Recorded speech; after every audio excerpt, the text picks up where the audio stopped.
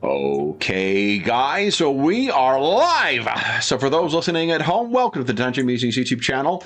My name is Kevin Madison, and I'll be your friendly, what am I going to be? Your friendly warden, I guess, today, because today we are carrying on with our mini campaign of playing Free League's outstanding dark fantasy RPG, Symbaroum. We are using material from the current starter set, which is Expeditions to Davokar, and we're also using material from... Where are ya? I guess the covers all kind of look the same anyways. It's really not a lot of... I always have a hard time telling the difference between the covers and the PDFs of these, but Wrath of the Warden, the first part of the Throne of Thorns mega adventure, we're drawing some material from that as well, too. So if you do intend to play the Expeditions to Davokar or the Throne of Thorns adventure, this session might contain some spoilers for those, so just proceed accordingly. Although plunging in where you shouldn't is kind of the spirit of Symbaroum as well. So let me introduce you to the stars of our future plungers. I'll go the order I've got you guys on the screen here. Why don't you tell us who you are and who you're playing today? First up, we've got Carl. Hello, I'm Carl. I missed the last session, but hopefully they will catch me up on what has happened, what has been going on. And I am Friend. He is an ogre wizard. Very nice. Next up is Graham. Hi, I'm Greg, and I am playing Hador, who is a human witch hunter, and if you were able to cast into his shadow, you would see that it is glossy grey with thin black streaks like a scratched silver plates. Ooh, that sounds portentous. Speaking of portentous, next up is Sean. Hello, I'm playing Inder, a human Theurg. Very nice. And it is all about the sun god. Nice. And last, but certainly not least, is David. Hi everyone, I'm David. I'm playing Elgay of House Artegal, a knight in search of a new quest. Very nice. So, guys, Elgay and Friend were unable to be here yesterday, but we assumed they were getting ready for your expedition. There was really much of what happened last session revolved around Inder and Hador with our goblin friend largely trying to keep his head down as much as he can. Jeff is unable to join us today because he is sick. He's got that early winter cold that seems to be going around. But what do you guys recall having happened last time? I think I might have some handouts here.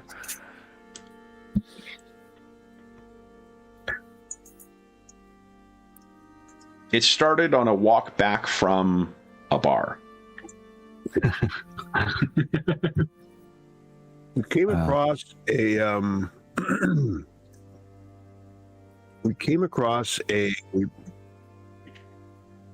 individual of the street, I believe. Yep. And he was doing a bit of raving, if I recall. I mean, I don't know, maybe it wasn't raving, but it was purposeful raving. And it was you and me, right, Hador? It was. Was it not? Yeah.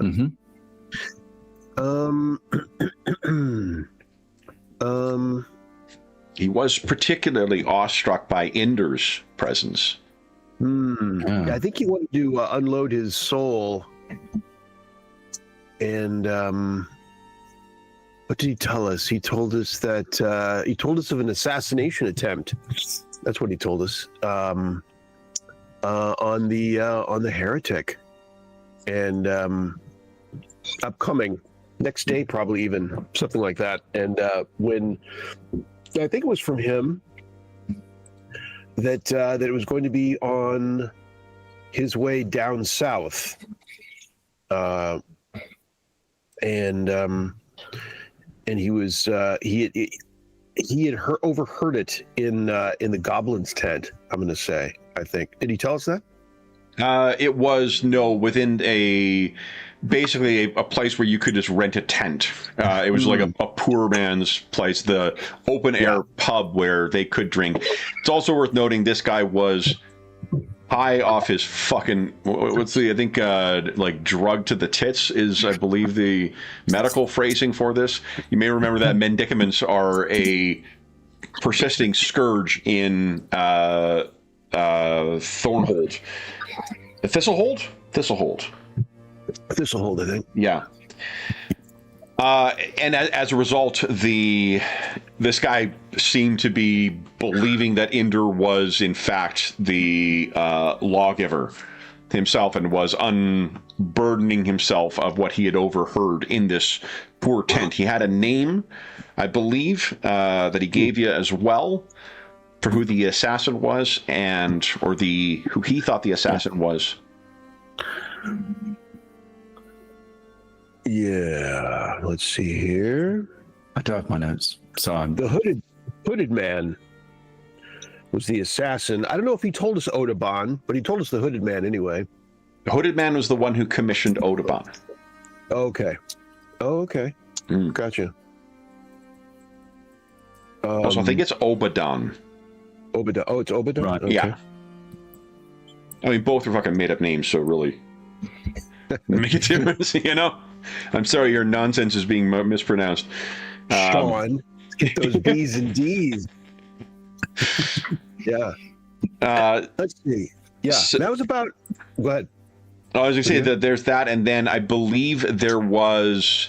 One of the things you have your goblin friend to thank for is a name of a goblin who seems to be involved with this as well. Does the name Tulga sound familiar? Yeah, I have Tolga. What is it? Toinga? No, Tulga. You got it right. I got it right. Okay, yeah, goblin ringleader. There's where the goblin tent comes in, probably. Yeah. And yeah, that seems to be supplying the henchmen for Obadan. Do you remember who the target was? The heretic. Yes. I believe. Father Sarvola. Indeed. What do you guys remember about Father Sarvola other than being a heretic? You met with him, right, Hador? Was it who met with him? I met with him, and yeah, he was, although a heretic and thus reviled by many in the Church of Prios, in fact, many of your order, in fact, for his heretical views. I'm trying to remember whether it was how he wore his hair. There was something significant about his heretical views. It wasn't his tonsure, but it was the. For one, he's not part of the church proper, and as well, right. He preaches more in favor of the life giver aspect of Prios than the lawgiver that has become so popular during the war. Right, so there's a question of emphasis, which particular weekend Easter is on, all that kind of stuff. But what I as Hador thought, this is just basically a decent man, quite charismatic, quite beloved of the people around him. Partly, of course, because of his definitely, I think, divinely anointed skills and powers. Yeah, to undertake healing. Do you recall what function he served in Thistlehold? A mission and a soup kitchen. A mission within poorhouse, but yeah. Thistlehold, and then a soup kitchen within Blackmoor, which was one of the.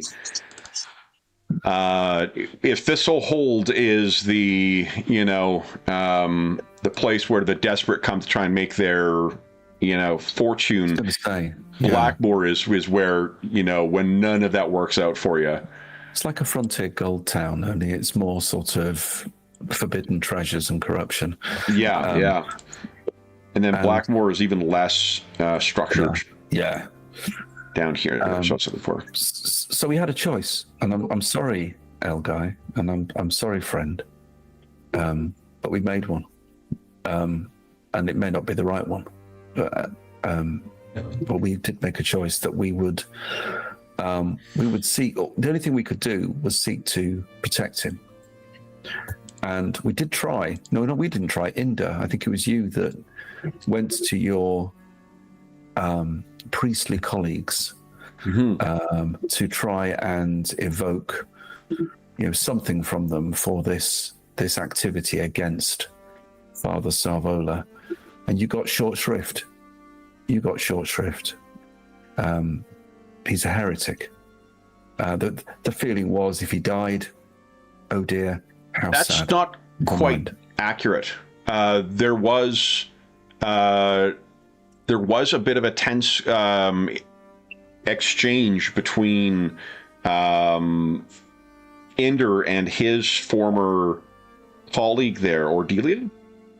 Ordelia, yeah. Yeah, and then as a result of some of the answers that Ender gave, she seemed to shut things down as far as answering what to do about this father.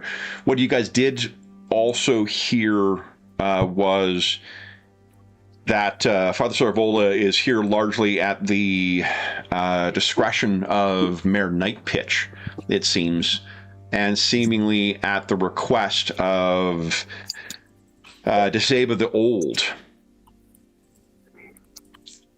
who is the one that saved both the Queen and Jessibagai. Yeah. Father Jessibagai was the head. He would have opposed Sarvola. It's not clear where the Queen comes in on this. There does seem to be tension, at least you've heard, between Father Jessibagai and the Queen. They now live in very different cities, but there was another, or is Jessibagai? No, he's the father, right? Yeah, he's the head top father. Yeah, and then there's, I can't remember the name of the fella who was, what's going on here? Alfino? Young charismatic that's the guy, that's the young guy who runs the church in Thistlehold. Yeah, Alfino. Okay. He seems to be aligned with Jessibagai. But Desaba the Old is said to be if there's some kind of miracle, she worked when the Queen was saved. And both Father Jessibagai and the Queen are indebted to her, which is why she gets some deference. But she seems to be the one who, not pressured, but requested of Mayor Nightpitch to keep the father alive. So he is not necessarily a welcome. And then you also met Hador when you were there. His young ward, Alwyn. And he gave you that twig or whatever. Sprig of a twig. Yeah. Bursting with life, which I now wear in my hat.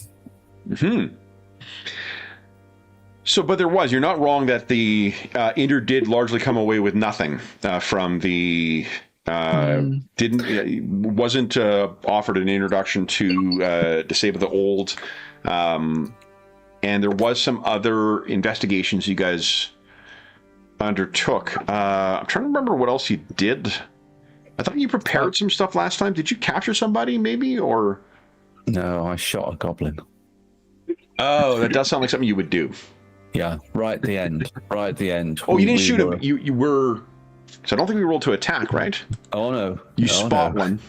He definitely went down. Did he? Oh.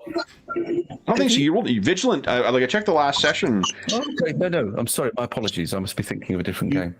Graham dreamed of downing him. That's for sure.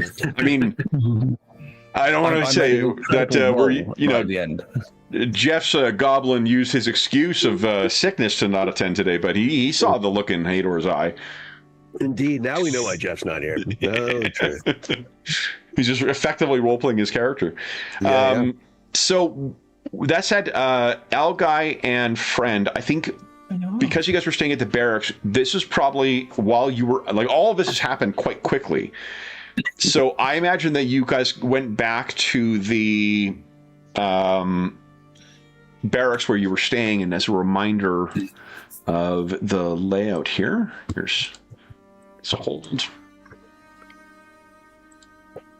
Yep, I keep putting that initiative tracker up by accident. That usually makes George's, blood pressure go up when he sees initiative. So you guys are staying down here. And then the mission is... Where is it here? It's got to be under other, right? The mission house is 32. Not far away. So, unless there are questions or unless we're missing anything from the summary, I think we can dive right into the streets of Thistlehold. Are we missing anything, guys? No, I mean, maybe there was some kind of intrigue with Ordelia that I think is unexplained a touch. Oh, definitely. Yeah. Yeah, it was a little inexplicable. It wasn't a polite rebuff, was it, Inda? Yeah, I mean, she told you she was disappointed in you. Yeah, which was very unlike the first time she met you. Yeah, and I don't know. It's not what he expected. It's not what he wanted. And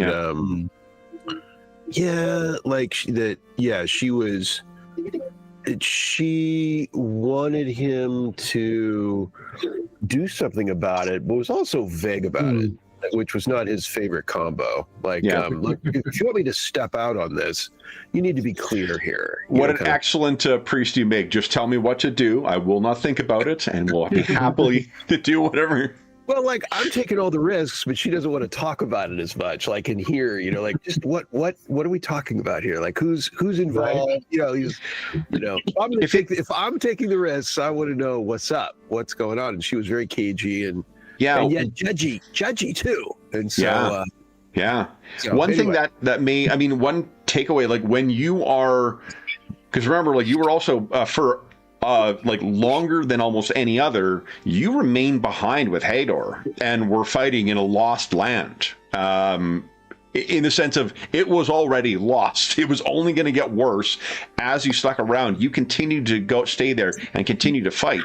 And during that whole time, during the war, the faith would be shaped by that in a way that would be, there's a bit of militarism and the, valorizing of esprit de corps and the necessity of conflict and turning of economies towards wartime footing. Imagine that you were in a world like this where faith actually has tangible, demonstrable benefits, where when you follow that faith, you are able to zort your enemies or bolster your allies or restore them to health. In the same way that those other things have lingering distortions when you stand down from war, so is your faith.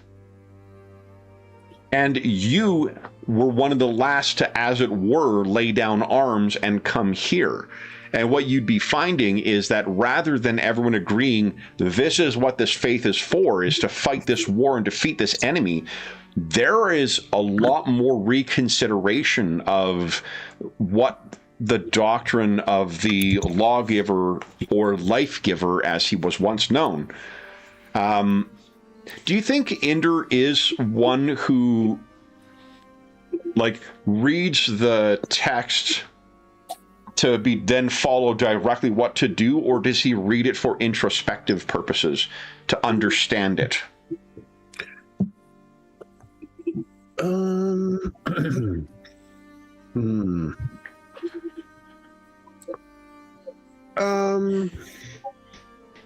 I guess my question is he the type of priest who sees the holy text as a set of rules to follow that then you just implement and make sure other people follow, or does he see it as a source of wisdom that comes from consideration and from introspection? How long did the war last? Do we know? Was it really long, or was it short? I think it was 10 years. Is that right, guys? Or I actually don't remember offhand. I'm asking because I'm wondering, given his age, what he experienced. Was he around very long before the war? Let me take a look here, because the queen was the queen for the duration. So it definitely, the Great War lasted.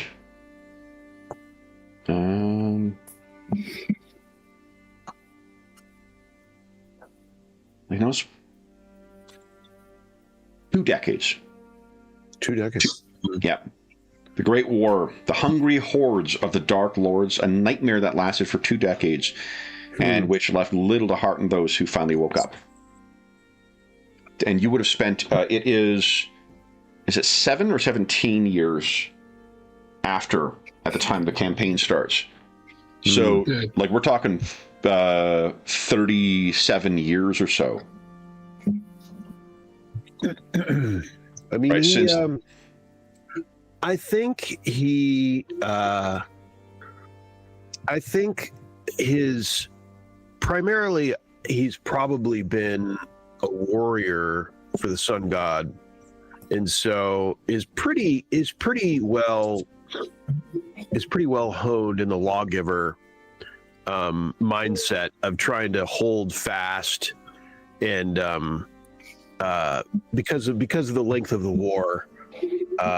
But at the same time, there is a bit of a caveat in that, all that time he was also trying to save folks, like the last, why stick around? And so he was trying to bring people out, this way to the exits in a sense. He also took Hador on as well, right? When Hador's mother died, Hador was taken on and shepherded as best you could to become who he is. Yep. So, so he's hesitant to cast off, a believer. Like so he's a little bit. He thinks that probably Sarvola's gotten a little loosey goosey, and it's not.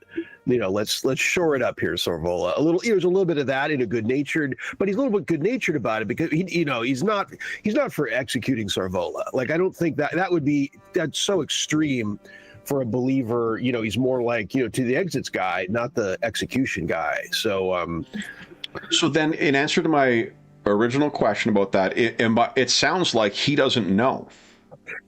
Yeah, well, especially now that they're not in the war. When a guy comes back from the war, there's questions like, what now? And I think there's some aspect of that if there's an ongoing war right now, like if shots were going off, he'd probably be back in that mode of stern and let's go people. And, but it's, since it's over and he's not even in the same land, I think there's that back from war factor.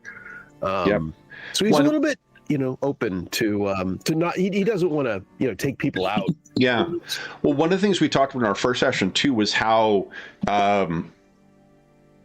not unwelcome, but how out of place that Inder was in coming back, because there wasn't like a spot waiting for you, sir. You fought until the very last day, so please take your place within the church.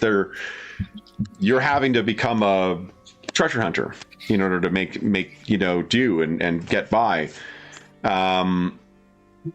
Now, on top of that, the physical structure of the church not having a place for you, you are also finding that there are, aside from the heretic that apparently is out here too, there appears to be diverging beliefs within the church itself as to who to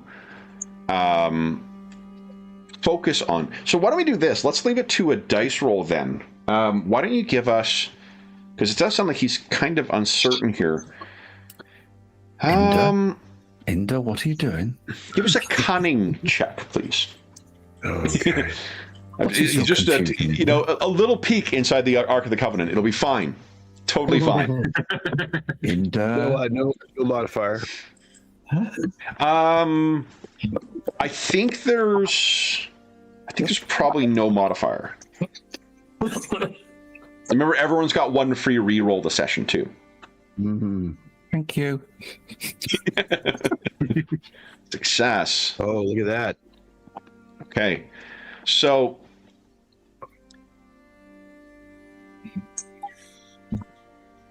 if you are, I guess one way that Inder might think of his old friend's reaction, given the position of Father Josiba, which is firmly in the camp of the lawgiver, can you understand why someone with more sympathetic leanings, more leanings that might align with the pre-war understanding of Prios as the life giver, why someone like that may not be willing to share openly their beliefs, particularly with a friend who has yet to sort of declare his beliefs.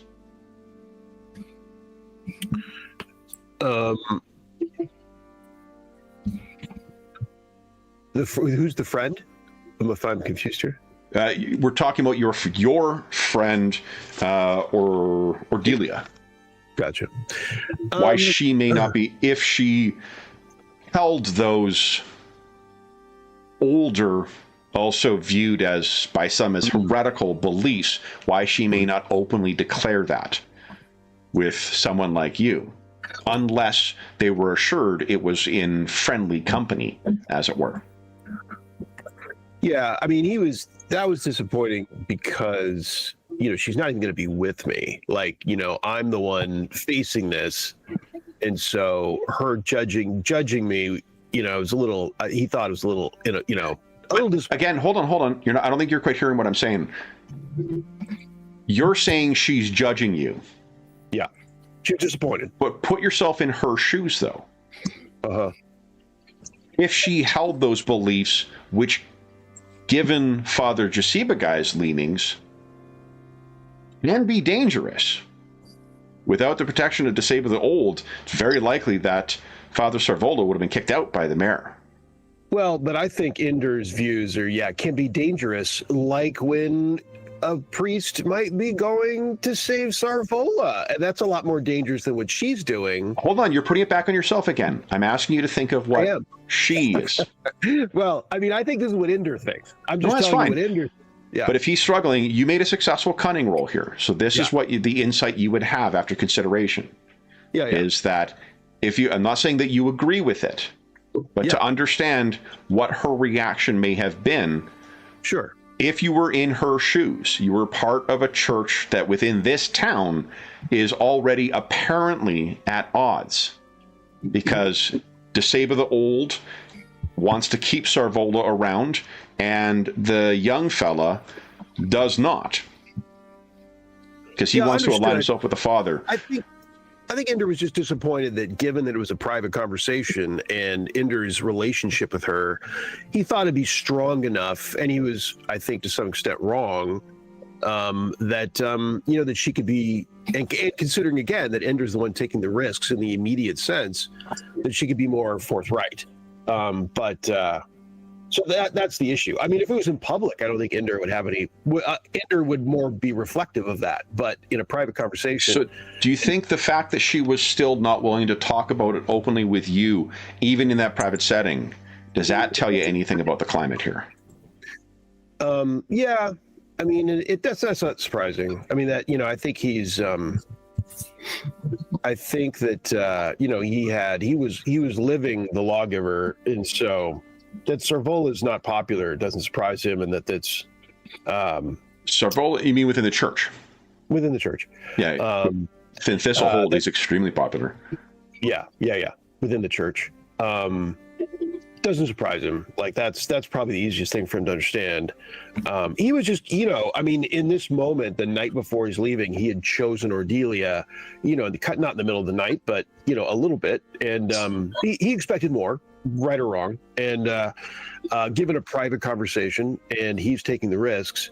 So he was just hoping for more information to be able to make a better decision of like what's going to happen here, because even though, the scene moved forward in the moment, he really wasn't sure what he was going to do or what the group was going to do. Were they going to follow him down south and protect him, or was this not our path? So he was still in gather information, what's going on, and does she have counsel mode, like where we move forward. But at that time, he was kind of hoping for more. And given that it was a private conversation, he thought it was reasonable. And the relationship, he thought it was reasonable, but she reacted a little differently. And so, okay. Well, again, you made the successful cunning check. So Ender understands what her perspective would have been then. So, Yep. Elguy and friend would have found a note left behind for them at the barracks. What would that note have been, guys?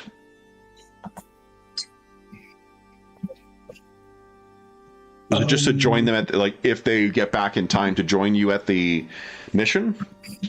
Or to that you are at the mission?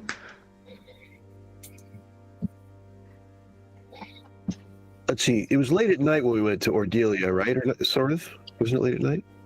Late-ish? It was in the morning when, just before he would be leaving, when you went to, you guys caught some sleep, actually, before you headed to the mission. Oh, gotcha. We rousted her at night. Probably so to meet at the mission then. Meet at the mission? Sure. Okay.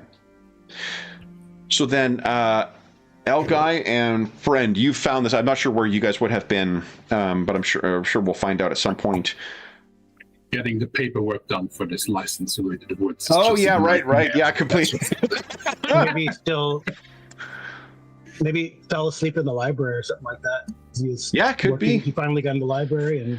So the two of you have come back and surprisingly found, even this early in the morning, nobody else is here. You find the note as to where they're going. And Hador, we can pick up from you spotting that goblin, and then you can hear either Elguy or friend calls out to you. That, hey, because you guys can see as you're approaching where you've heard where the mission is, you may have even taken advantage of some of the offerings there, friend, because you've been living a little rough since coming to Thistle Hold. Mm-hmm. You know where it is, and you can see Hador there with his bow in his hand and a goblin-killing gleam in his eye. Nocking an arrow, taking steady aim. Hello, friend Hador. Hello, friend Hador. Morning. Friend Hador. Morning. How are you? Just eyeing one up here. They seem to have gone behind the roof once again. Right. Is everything okay? Everything's fine here now. We're all good. How are you? You all right? Slightly bewildered, and I hold up the note and motion towards the goblin killing stare and the bow. Everything. Yeah, just goblins in the roofs, on the roofs, spies, assassins. Are you okay? I feel fine. I really do, actually.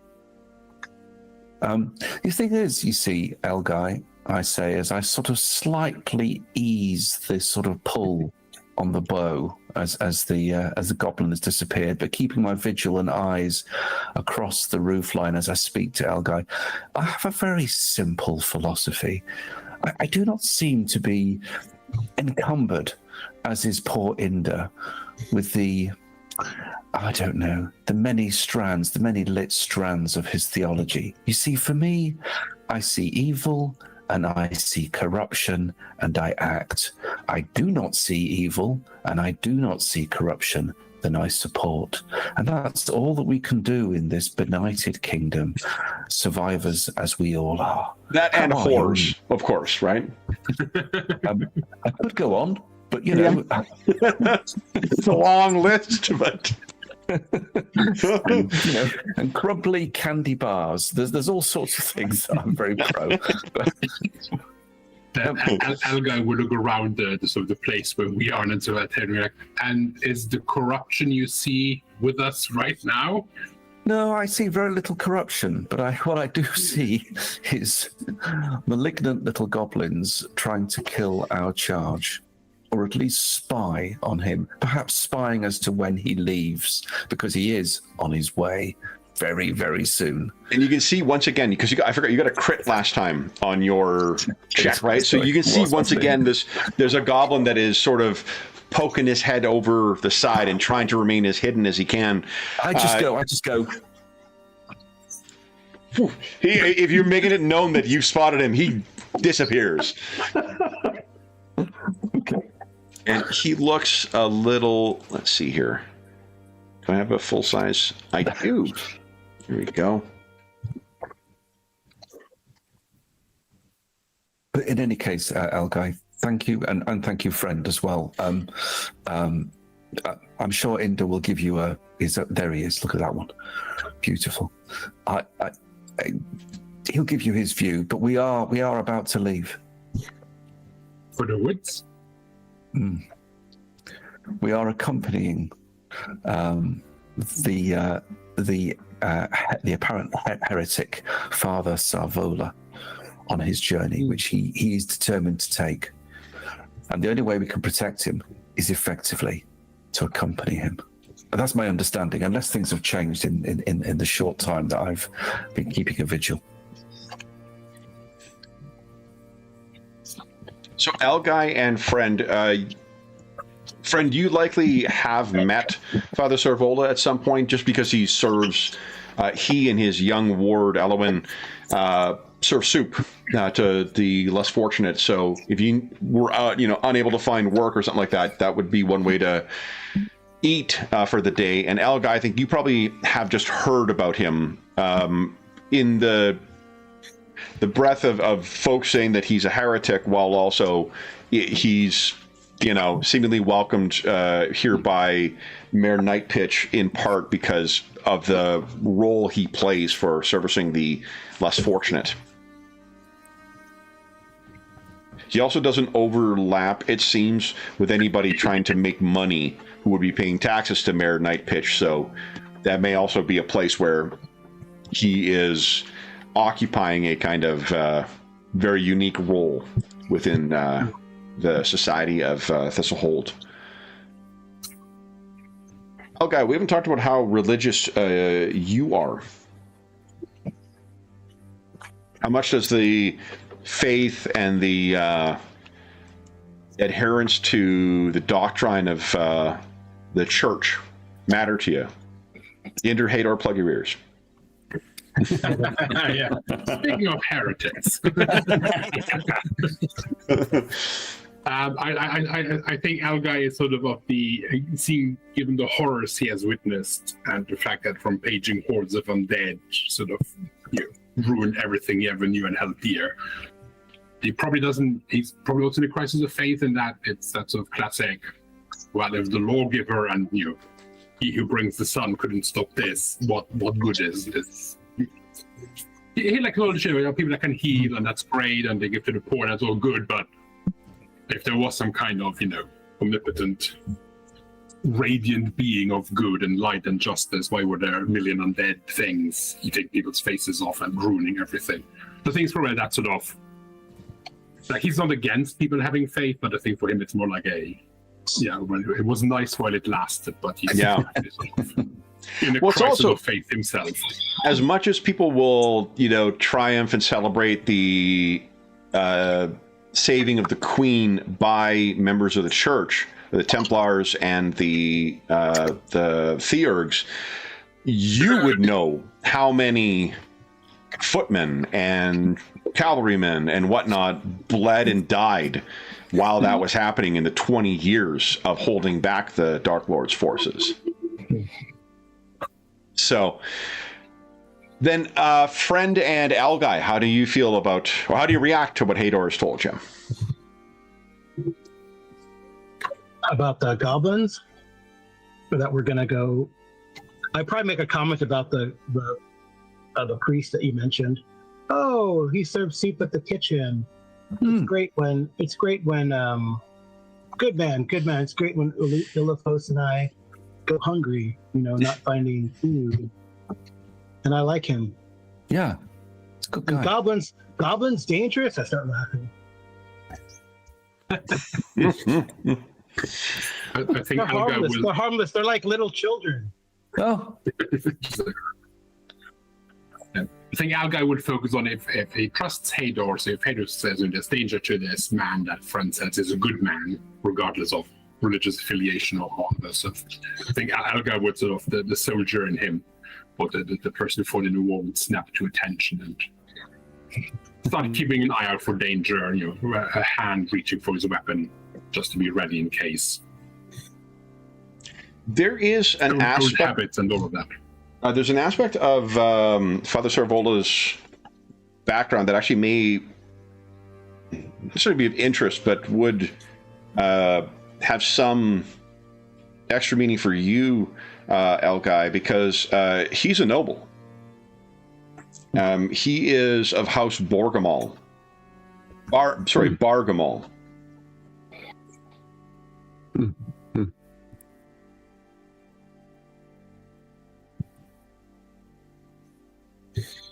The rumors that you've heard as well is that he spent several years walking the Davokar alone before coming to Thistlehold. That is actually one of the things he responded to when Inder did make a very impassioned plea to him to be like, what are you doing? This is too dangerous for you to go. And his response was that he had walked the Davokar and that fear would not be his master.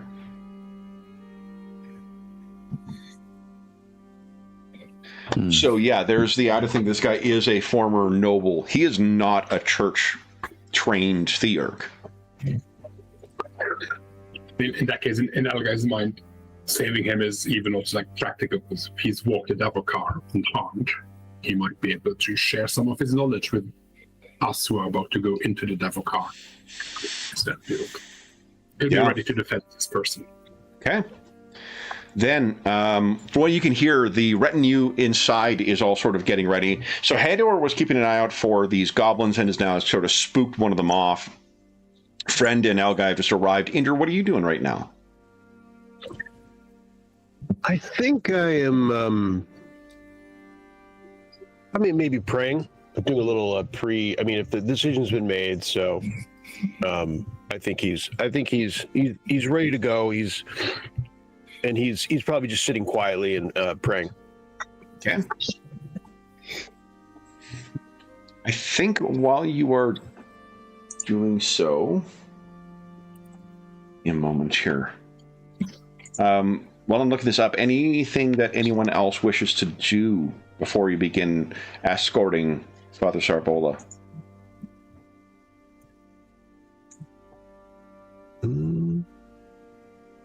I don't feel I can leave the perimeter that I've set up, tempting as it might be, so I shall just continue to keep a vigil before we go.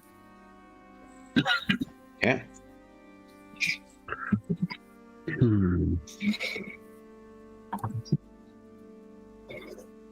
Elgai will just check his equipment. Okay, so you guys are getting yourself ready to... And you can imagine the contrast between the lot of you, battle-hardened warriors and the, volunteers who are working in the soup kitchen, getting ready to bring the materials out to go and serve down in Blackmoor. Sorry. So, I think Inder, while you are sitting and praying, when you sort of look up. And before you realize he is there, Alwyn is sort of standing before you and in front of you, and he's kind of looking quizzically at you. I'll say, hello there. Hello. Are you afraid? I would say I am anxious for the day's results to play out. You wish to see what the life giver brings. Indeed, and it gives me comfort to intercess with him. How about you? I like seeing what happens too. Mm. And you can hear Father Sarvola calls, Alwyn, come. And he says, goodbye. Bye. He trots over to the thing. Inder, it may not be something you dwell on, but you have committed a minor act of heresy now. Oh, Being confusing times. He referred to the life giver, not the lawgiver. I noticed it, but it's not time for a sermon to the 10-year-old. I think it's time to leave. Time to get ready to leave and give comfort, I think, to those. And he seemed okay. So okay.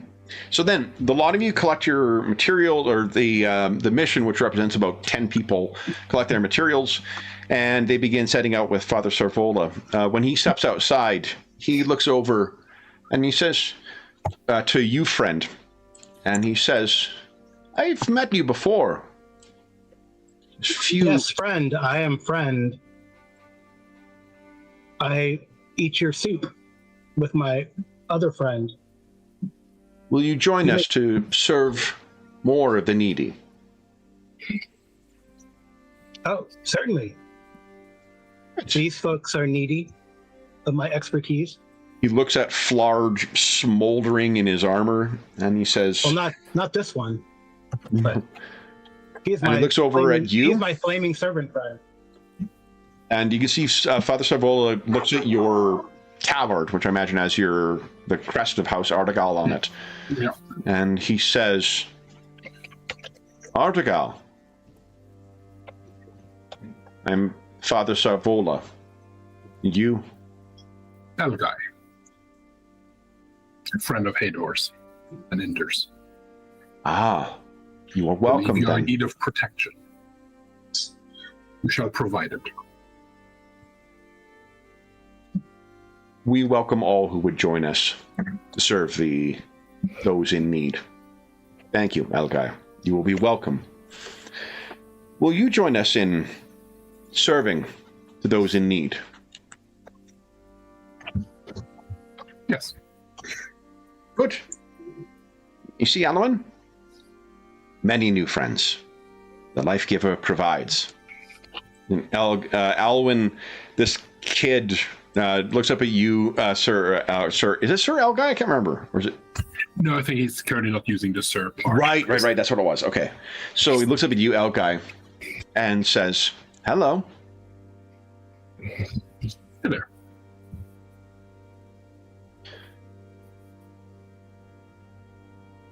You do not have blood on your blade.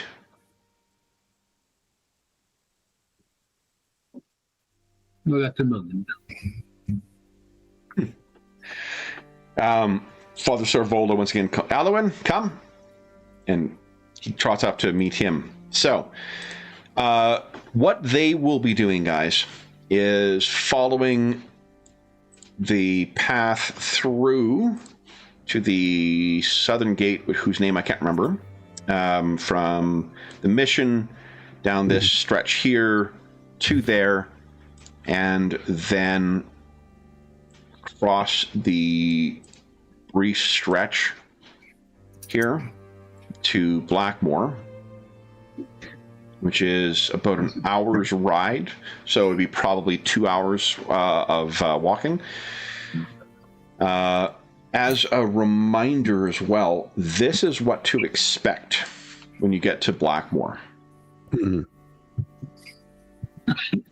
It is a very desperate place. But the services of the soup is at, let's see here.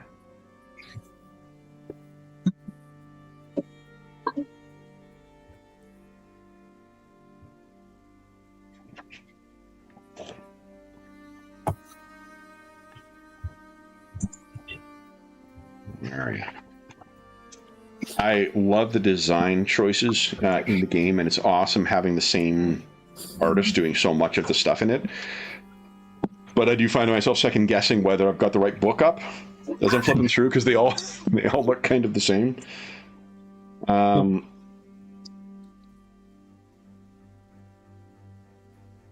mission, I believe, is at 10. So right here, guys. So I guess down through here and across there and then down. What, if anything, do you guys wish to do to prepare yourselves for what may happen? Ador, I'm assuming you have shared that you saw the goblins spying on you.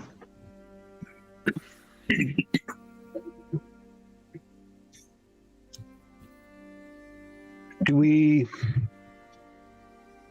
So I guess we should presume they know of us as we know of them. Be wary. What was that, Carl? I didn't quite catch it. Be wary that if those goblins are following us. Indeed. They know of our presence. Obviously, Sarvola is their target, but they know of our participation, it would seem.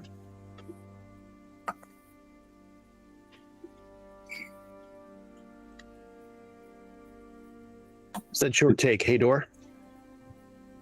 I think they are certainly eyes and ears for what is to come, and possibly participants too. And out of character, have you shared that there's a barbarian involved, and it's not just goblins? I think yeah, I should surely. give you a full rundown of what we know. Yeah. So that would have missed the obvious assassin. We Just didn't, a we goblin. Where the fuck did he come from?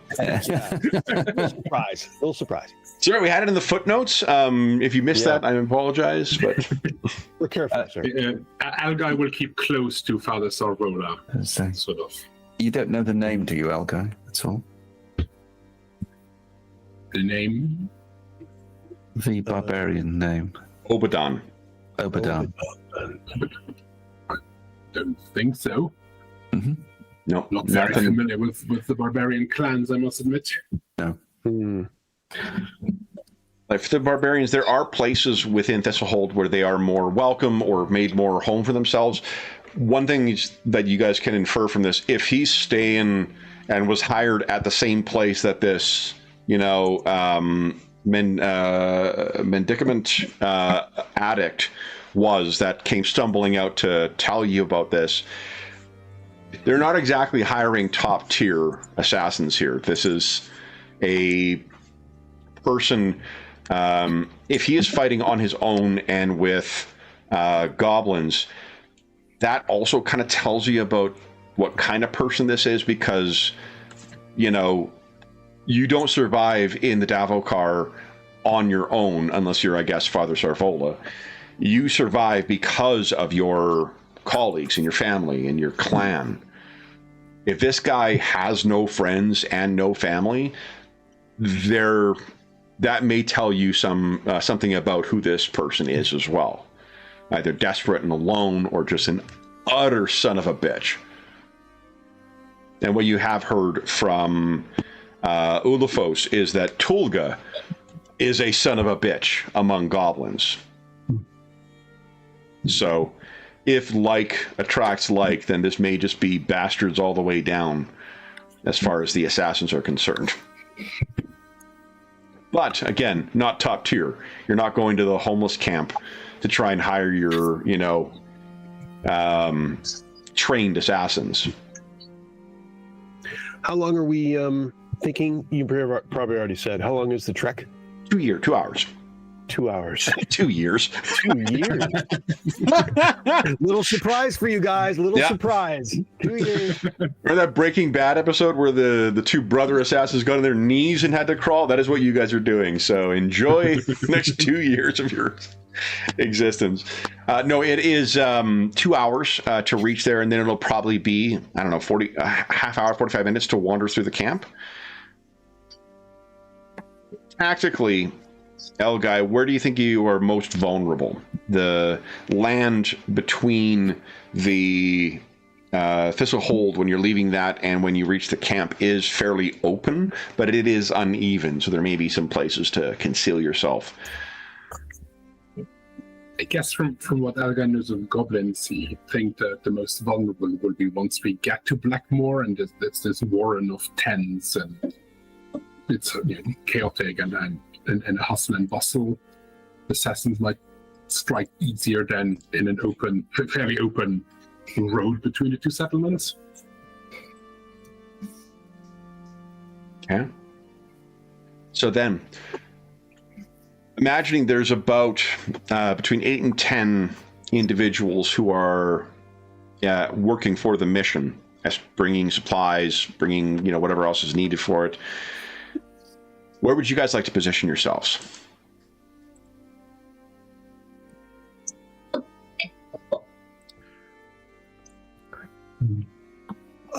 Probably pretty near Sarvola in his little circle.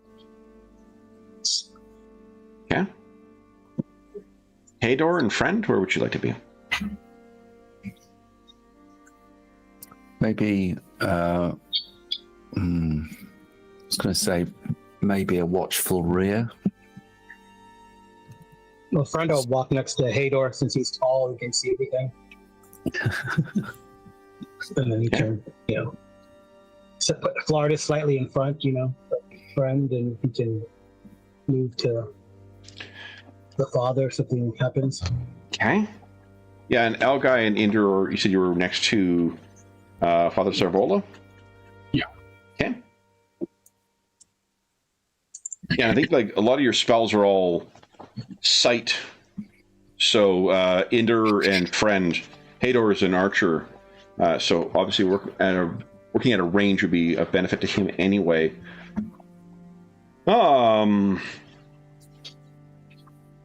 And just checking your wizard spell. Did you? I thought you.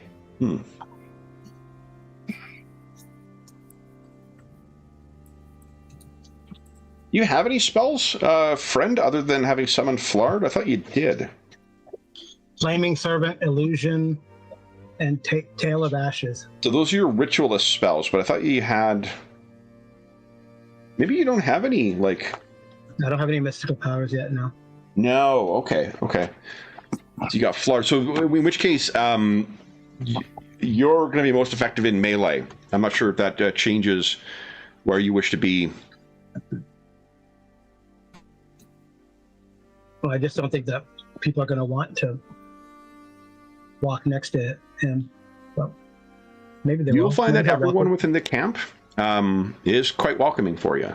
Okay. So Father Sarvola strike up a conversation with the adepts and stuff. Yeah, it's certainly. So if you see on the map here, there's a place called Karabadoc over here. Karabadoc is the goblin community that's built up for the people who helped build Thistlehold. And the father, at least once a week, has a sermon. He goes over and preaches to the goblins of Karabadoc. So he and his people do not discriminate between, any of the humans, ogres or goblins. The only people they may not count among their, or type of people they don't count among their flock are really the elves, and that's largely because the elves are very alien and have their own gods and ways. But then you guys set out, and you are walking along with Father Sarvola and Alwyn. I'll spare you any more of Alwyn's questions or creepy insights, but Father Sarvola, I think, will, if you are walking with him, Elgai, will say, what brings you to Thistlehold then, Elgai?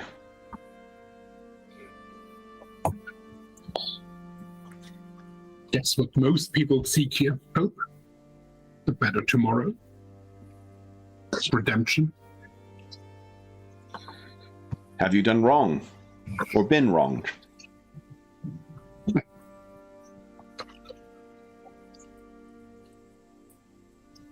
like to think I have done well, but wars are dirty business. Indeed. In order to survive. And it does sometimes feel like in the end it wasn't worth it. We have lost.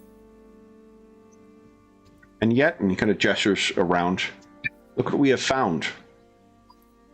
In less than the time it took for one kingdom to fall, another rises.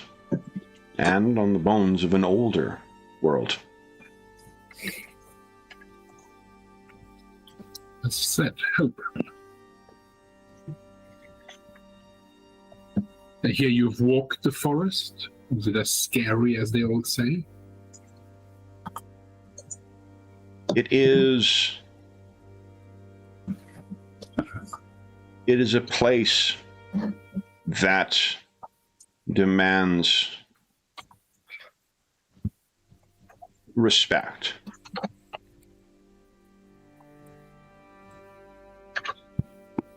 These lands are old, older than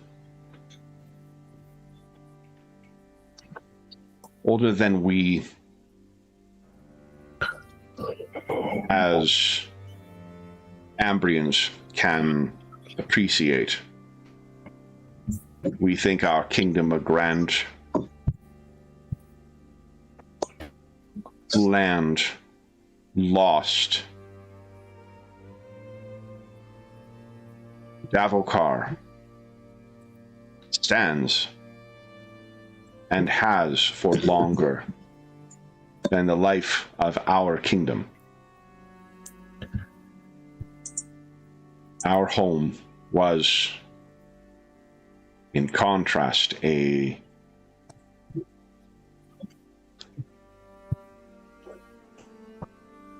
fleeting dream, while Davokar remains. Those who forget that will find,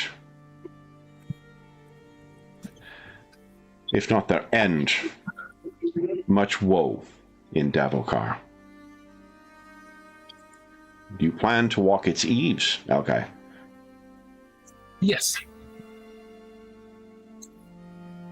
Respect. Our mission to save someone. Oh. Ooh. Alga will give him a brief Cliff's notes off what our plans are for the woods. That is a noble undertaking, one worthy of your house and your desire for hope. Is it your first expedition to Davokar? Yes.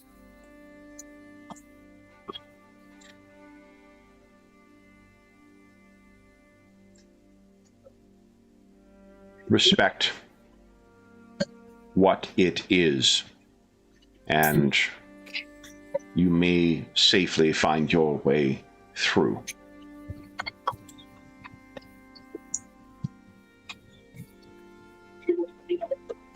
I appreciate your advice. I wish you luck in your endeavor. Inder, will you be joining him on this expedition? Indeed. Our little group had determined to assist in this matter before we met you. So it'll be part of our... It's something we will endeavor to do after you are safely delivered to your mission. You had this burden on your shoulders, and yet elected to assist me, a heretic, as well.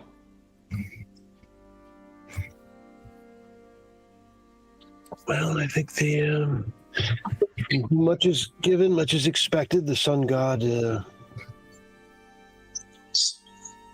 wants us to follow the path we are given, and we felt that you fell into our fell into our way in his purpose.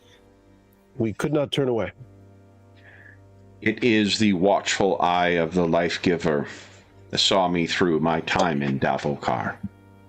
And the prudence to know the old lands where I walked. You will bring light to that darkness as well, Inder. Indeed. I must say, if this is what heresy looks like, and that motion to the soup supplies, that it doesn't strike me as a bad thing.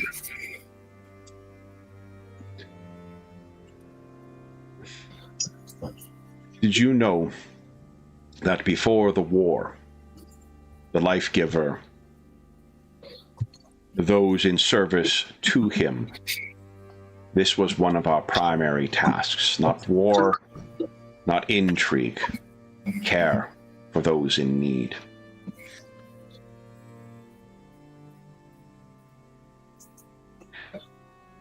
War took much from many of us, no more so than from those who would be faithful and devoted to the life giver. But as you say, there is hope. And here, new lives and new opportunities.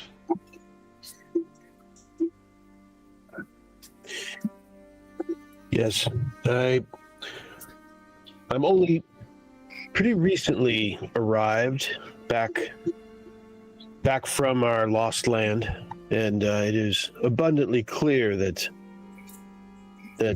despite me being late to our new realm, that our people and very much the church is trying to find its footing post-war. You fought so long in her, to have only so recently brought yourself here. How do you find the change? Are you looking for a fight to continue, or are you looking for, as Elgai has said, a new beginning? A new beginning, I would say. I didn't know what to expect in this new realm, and I will say it probably has, not surprisingly, surprised me, but in some ways. But I guess that would be probably expected, and we shall see. Let's just take what the sun god brings. You and Hador, did you travel together long? We did. We came from the old land. You may be not willing to say it, but just as a reminder, you were actually his mother's confessor. I couldn't help but think you were about to say his mother's lover. That's a subtext. Is there a surprise coming? Oh, how funny. It's a reason he keeps the mask on, because it looks exactly like Hador. Yeah. Right. Say it again. That I had saved. You were Hador's mother's confessor. That is why you ended up taking him under your wing when she passed. I don't think I'd probably get into that quite yet. I mean, we've not known each other long, and but maybe later. Maybe when certain things transpire. But he says yes. We've traveled far together. We know each other well. And what do you think he seeks in this new life, having set the war behind you? Similar. It probably can't be helped. coming from such a stark, different environment of eternal war, and then to this new realm where everyone's trying to find their place. I mean, perhaps have found it by now, but it's still early times, and I think both Hador and I are trying to figure out what the new land brings us, and where our place is in it. What the sun god has in mind. Did you know or hear that I was born of House Bardagal? Bargamal. Sorry, I'll put it in chat. Does he do that? Does he? Suspicious. It says it different every time. House Bargamal. Barmagal. Bardamal. Did you say Bargadal? That's right. Bargamal? You heard me. You heard me. I did not know that. Father Sarvola. The Life Giver has brought my life to many strange and unexpected places, and this new land offers new beginnings, limited only by what you dare to pursue. The war took much. This life offers much back.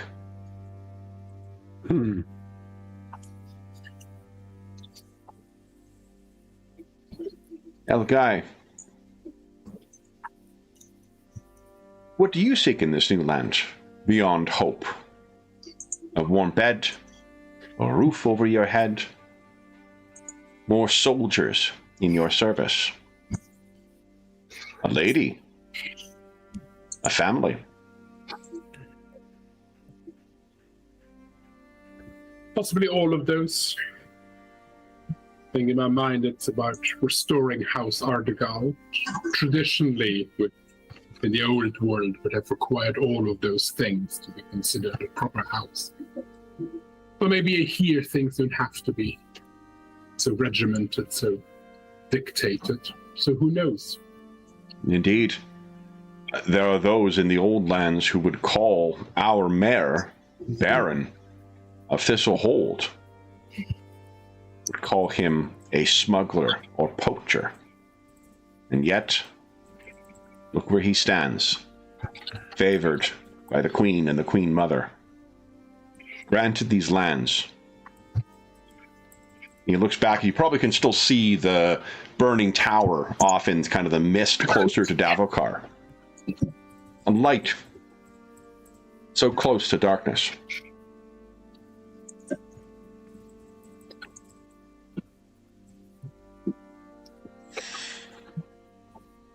Unless there's anything else you guys wish to direct conversation with Father Sarvola towards, I think, Hador, you likely can overhear all of this, as can Friend, even from a distance in the back. If you did want to scamper up and talk to anybody, you're certainly welcome to do so.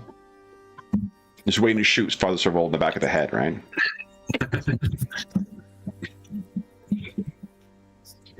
Then, Ender, is there something? How about? I was just going to ask about Alwyn. What is Alwyn's disposition during this time? He is following along, and if you look back at him, although obviously your eyes are concealed by your mask, you can feel like he is making eye contact with you each time you look back. You can't help but feel he is watching. Very good. I'll smile, but that he can't see behind the mask. And yet, when you smile, he smiles back. All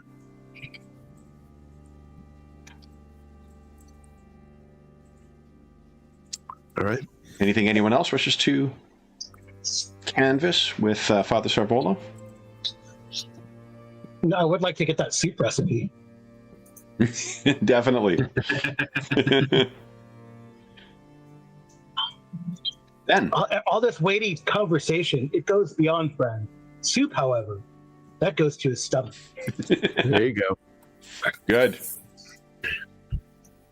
The soup does seem like it has been prepared and has been partially cooked. Just needs to be reheated, and then it will begin to that's be. easy. I hold a little ladle over lard and.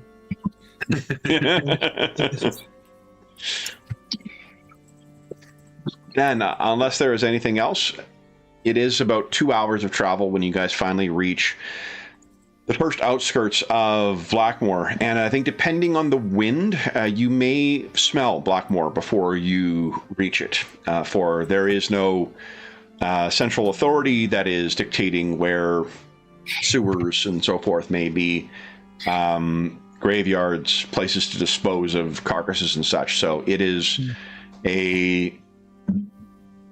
all the ripeness of civilization together. It very quickly feels, maybe surprisingly, claustrophobic in contrast to the relatively open streets of Thistlehold, or at least the main streets of Thistlehold. You've seen, Hador, no sign of any of the ambushers thus far. What does that make you think? It makes me think they're very good. So then, why don't we have everyone give us a flat vigilant check, please?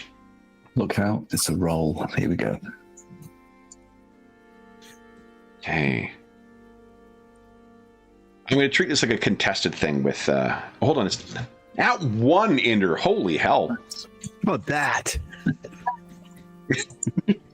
Everyone has their niche of role-playing certain types of characters. Sean likes role-playing characters with terrible perception scores that routinely succeed better than anybody else. It's subconscious. I don't know. That's funny. I don't know how this happens. It's a pretty good series of rolls, actually. They're really good, yeah. So I think going from best and then up, Ender, you're making your way through here. Tell me what you're looking for as you're moving through here and the people are going past, and there's the crush of humans and goblins and both barbarians and Ambrians making their way through here. There may even be some dwarves among these folks here. I think he was feeling a little fateful. He wasn't quite sure. He was less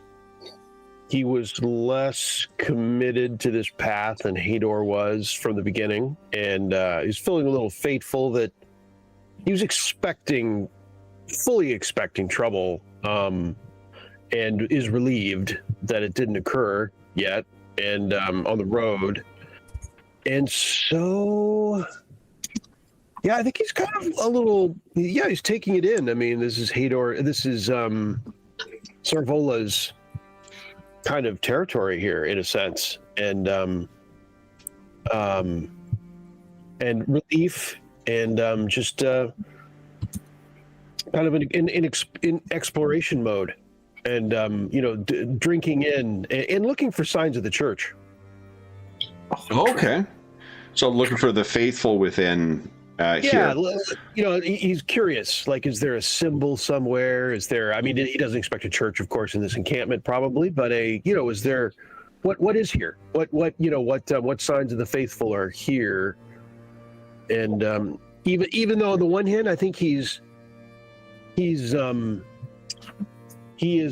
bit sympathetic. I think Servola, he's a bit sympathetic.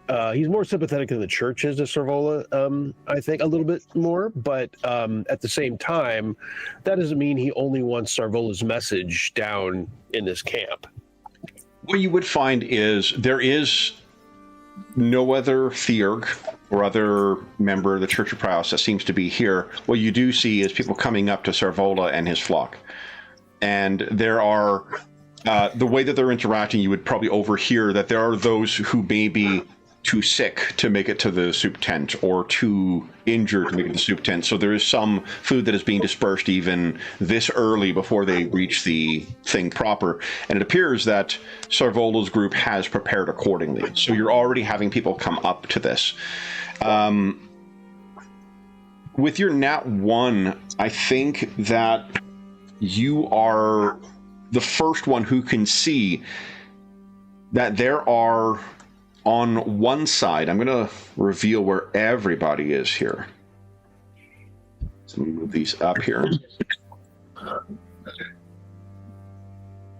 You wouldn't have thought that I'd be able to fit a lindworm in here, but the lindworm is easily be able. That's my Symbaroum equivalent of a fang dragon joke.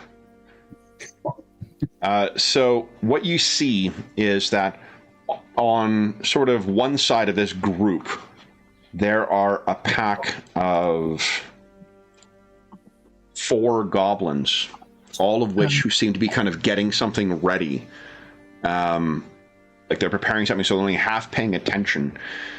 And then you sort of, just because of probably your combat, you're always thinking of like the rare that the enemy comes from only one direction, and you look behind you and you see not only a group of 4 more goblins, their weapons drawn.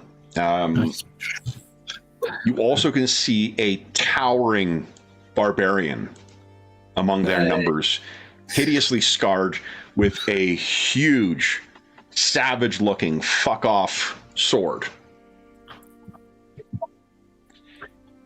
What is your reaction first, Inder? You got the crit. I'd probably, I say, Elgai, they come. Hey, Hadar, are you still back, or did you come up with this note at this point? Yep. Hadar, you can see them as well, as can Friend and Elgai, unless you want to use your re-roll. What have I got?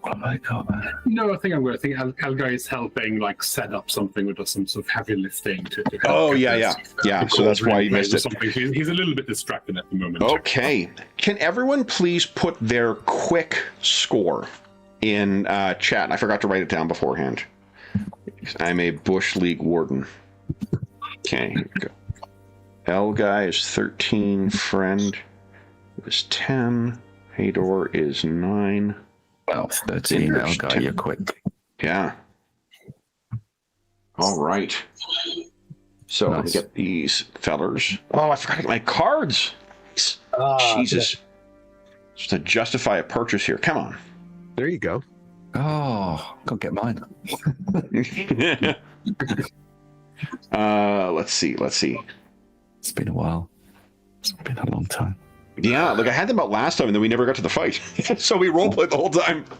I forgot to get them this time. All right, so the quick is a 10 for them, and for Zibabagian,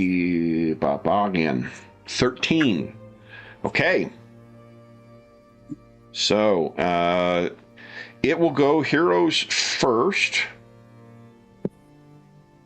First up is Elgai. Elgai. Oh, you didn't see, but you have heard. So you still can take an action this round if you'd like. Or do you want to wait? With a quick, you can choose to wait and act later in the round.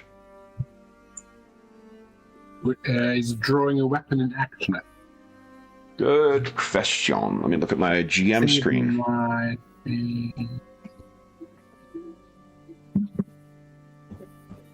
Draw a weapon is a movement action. Okay. It would mean you're starting to take your action, though. So then your each combatant has 2 actions, 1 movement action and 1 combat action. You know, this would have been a good handout. If Inder called out a warning, Elgai will draw his own big double-handed sword and sort of take up a defensive position next to Father Sarvola. Love it. Okay. I'm going to see if there is a ready.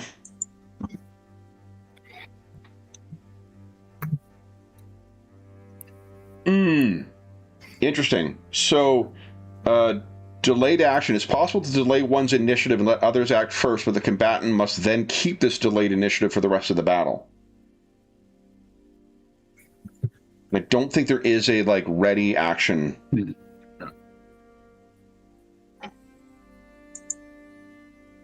Yeah. You could take a movement action. Yeah. Do you have an active ability that would be applicable here?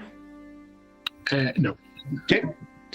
So then what we'll do is, because since once you've got this in, Algai, I'm going to add you in here for top of the turn. Next is the barbarian who is holding. He's going to act a little later in the quickness. Next would be Inder or Friend. Which of you has the higher vigilant score? I'm a 5. I'm also a 5. Look at that. Which of you would like to go next? Go ahead, Ender. See.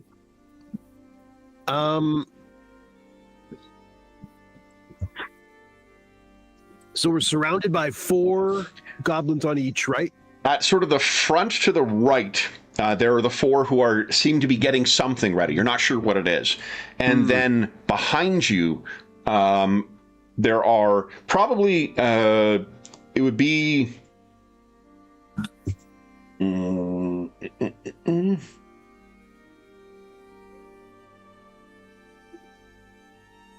It's probably a single movement action to get in to melee. Things are so cramped in this area.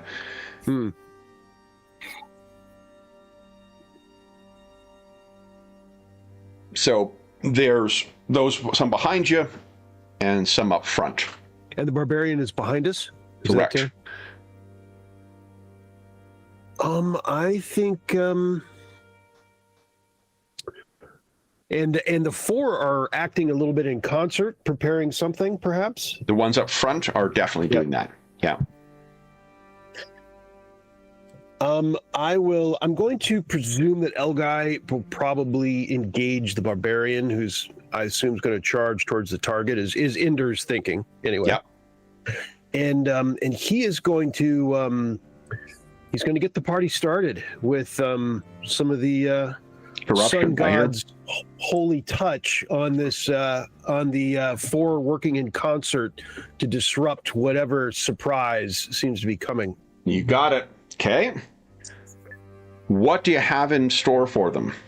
I'm not sure if there's I guess just rolling it'll appear, maybe the explanation of the mystical power. It's called Prios's Burning Glass. Nice. Okay. And yeah. Oh, let's see. I think it's okay. I'll just go ahead and hit this thing. I think it's going to roll the appropriate... A good power and my favorite Blondie song. Nice. It asked me about enemy disadvantage, if that means anything. Oh, it does. Wise GM. Let's see here. It is resolute. Do you remember what it's targeting? Resolute. Oh, it targets their resolute or yours? Actually, I think it's mine. With a resolute test, the mystic steers the holy light toward a target, dealing damage. The damage increases if it's an abomination or undead. Okay. Let me see. Ios's Burning Glass. Do we know what those check boxes are? The N, the A, and the M? Does that ring a bell? I do not. Novice, adept, master. Oh, good there you go. Good call. Good call. So then, no. So it's just your resolute. There's not a resistance. Okay. On the check. Oh. Okay. 15 too. Do you want to use your single reroll for that?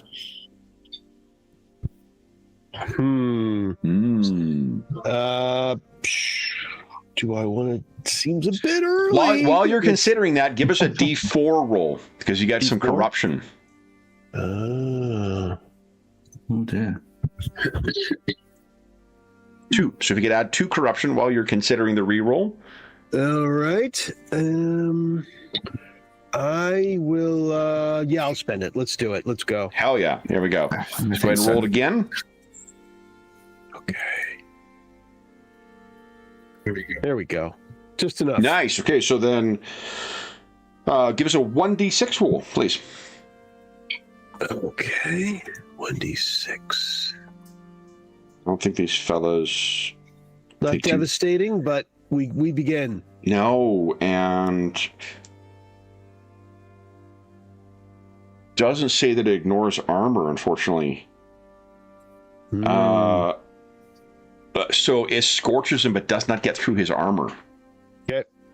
Okay. Then it would be friend. Do you wish to go next? Okay, friend. Yeah, friend is going to. I guess he. Does it cost an action to activate Flard? I think he acts independently of you. Okay. Like it's on your turn, but you can. You don't need to instruct him. I don't think it's not like a So- PF2's like pets or minions or whatever. Right. So Flard is going to draw his weapons and move towards one of the group of goblins. Okay, so that would be all his actions then. Mhm. Okay, and then for And- friend. Friend is going to get his staff ready and move to stand next to Father Sola. How do you pronounce it? Okay. Sarvola. Sarvolo. So is Flard going to the goblins at the back, where the barbarian is, or at the front where Inder tried to target? The front. Front, you got it. Okay, so Flard is among them. I'll put him in there as well. Next is the goblins. Okay, so the goblins in the front will Just be finish preparing their flasks. Elgai, you will be the one there. Elgai, would you give us a defense roll, please, against no modifier? That's quick, right? So I remember correctly. I think, is there not a defense button on the sheet? There, I think there is. So that's... What happens when... I don't know what this No, that's does. the damage negation. Oh, it's just damage negation. Okay, so it's not that. Then I think it is quick. But my armor is impeding, so Oh, minus. sorry. I tried it too. I tried a button too. Yes. Maybe it'll work this time. Let's. Yeah. Huge. All right. So your armor's impeding, meaning what? So I think so. My quick is only 13, but because my armor is impeding -3, my defense is only 10. Oh, got it. Okay. So then, Elgai, one of these flasks is about to hit Father Sarvola. How do you intervene here successfully? I think with the great sword, he'll sort of baseball bat it back to the goblin. Okay. So as you hit it, it explodes into flame. Would you give us another quick check, please? Would be is this a defense roll or? Yeah, it'd be a defense roll as well. Well, this would be just a regular quick roll. You're not going to take your... Unless the armor applies to all quick rolls, you can make just against your normal quick. So that's a success then. So as this thing, like the burning fluid kind of falls down around you, you are able to avoid being affected by it. Inder and friend and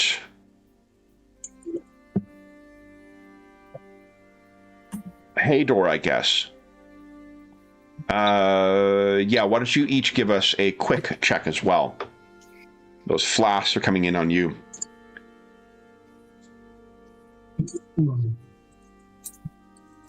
Lead of foot. Very nice. You step out of the way. Oof, Oh, oof. no. Okay. So then, Hador and friend, would you give us an armor check, please? It's 3 damage, but can be reduced by whatever you roll for your... Okay, so 1 damage for Hador. No damage for friend. Okay.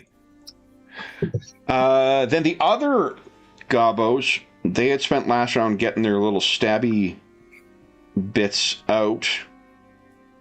They're going to move in and engage with you guys. Elgai, because you've got yourself positioned, I'm just going to put one on you. Go. Friend, those are the ones coming from behind. And why don't you each give us a defense check, no modifier, please.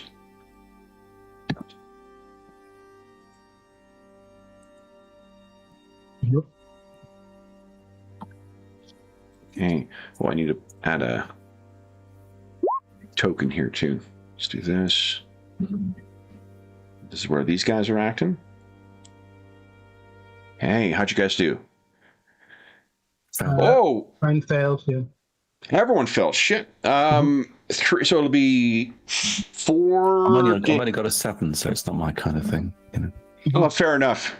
I needed to roll 2, Kevin. I needed one. You did as well. Yeah. There's they're coming into all of you guys. Oh, Nice. I'm so hot. I'm hot. Critical success. Beautiful. All right.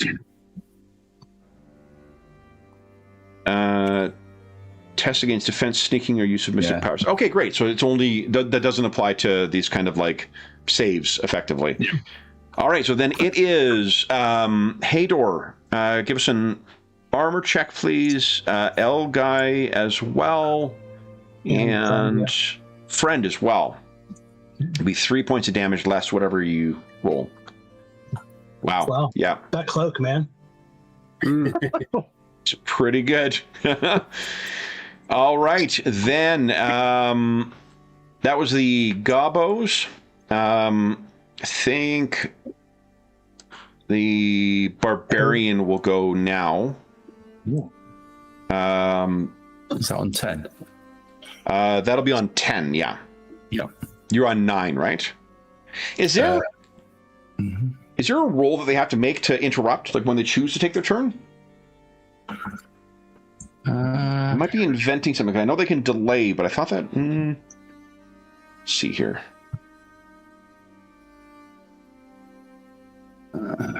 Action, reaction, turn order. Here we go.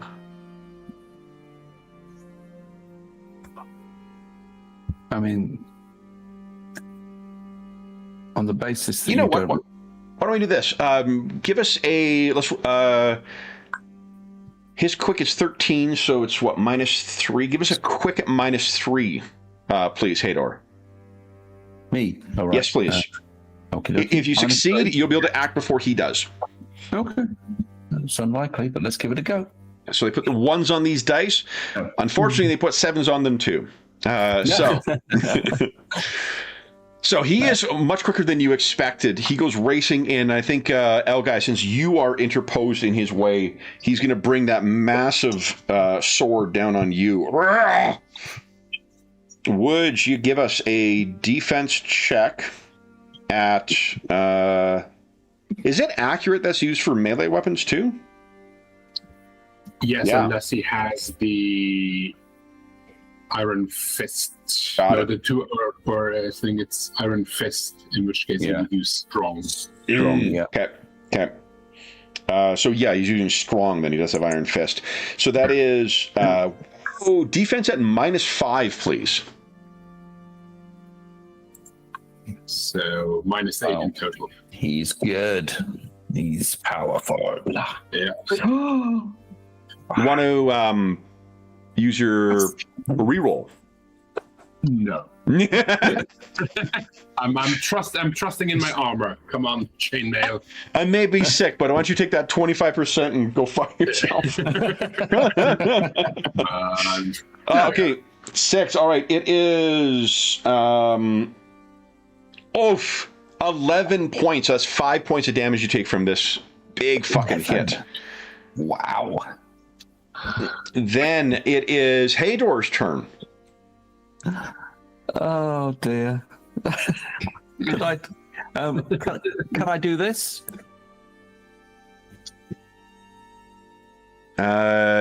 Careful aiming. Take time to carefully aim with a ranged weapon and get a second chance to pass the attack test. Yes, you absolutely can. Okay, I'm going to shoot the barbarian with the bow. Okay, his defense Or at least I'm going to try. Good try. Defense is a -3. -3, thank you. Yeah. Let's give that a go. Let's see what happens. First one then. So this is the first of possibly 2. Go. Nice. Nice. Good hit. Very good hit. Okay, and 7 damage. It calculates the damage straight in. That's quite useful. nice. Okay, so then look at this. Is he wounded? He's wounded. Right. In that case, he is cripply wounded. Oh. So can I? Does that let me share the thing? Oh no, it just does the roll. It doesn't put it onto the chat. Okay, so basically, if he tries to move, let me know. It will. Okay, nice. Excellent. Does that include like actions or attacks? I don't know. So it's the attack damage deals damage as usual. If the target is wounded, which he is, the character may make an accurate minus strong test every time the target attempts to move. Love it. Okay. Okay. Then that is, I guess, everybody has acted now. So we got our turn order. Top of the round, L guy. What are you doing? I will try and cleave this barbarian in half. Please do. Come on, Defense is -3. Hoorah. Come on. Oh, so close. I will use my reroll on this. Yes. Oh, yes. On. Oh. I hate it when that happens. So you clash together. Yeah, he hits you. You stagger back. You swing, but hit your offense is met by his defense. Do you have a move action? No, I think I'd say where I am, but sort of hopefully interpose between him and Father Sarvola. Okay. So the way flanking works in this, to flank an enemy, you use a move action to move in to gain advantage on the attack. That's +2 and deals 1d4 extra damage. Yeah. Wait, in that case, if I can't get into a flanking position. You can't because there's no one else flanking. It needs to be someone who's in melee. But if someone joins you, then you'll be good. Ender, you're up next. What are you doing? I am going to. What are the any new information on these goblins that are fastidiously working together? Are they? Seems that they all tossed flaming explosives. One of them tried to immolate Father Sarvola. And do they look like they are? Does it look like that they have any more of those? Just for my, am I able to tell? Oh yeah, it does look like the way that they're getting back in. Yep. I'm gonna go again. I'm going to see if I now that I'm warmed up, so I say. You're not retiring? Yeah, there might be a pun in Guys, there. I've done what I can for this fight. You have it from here.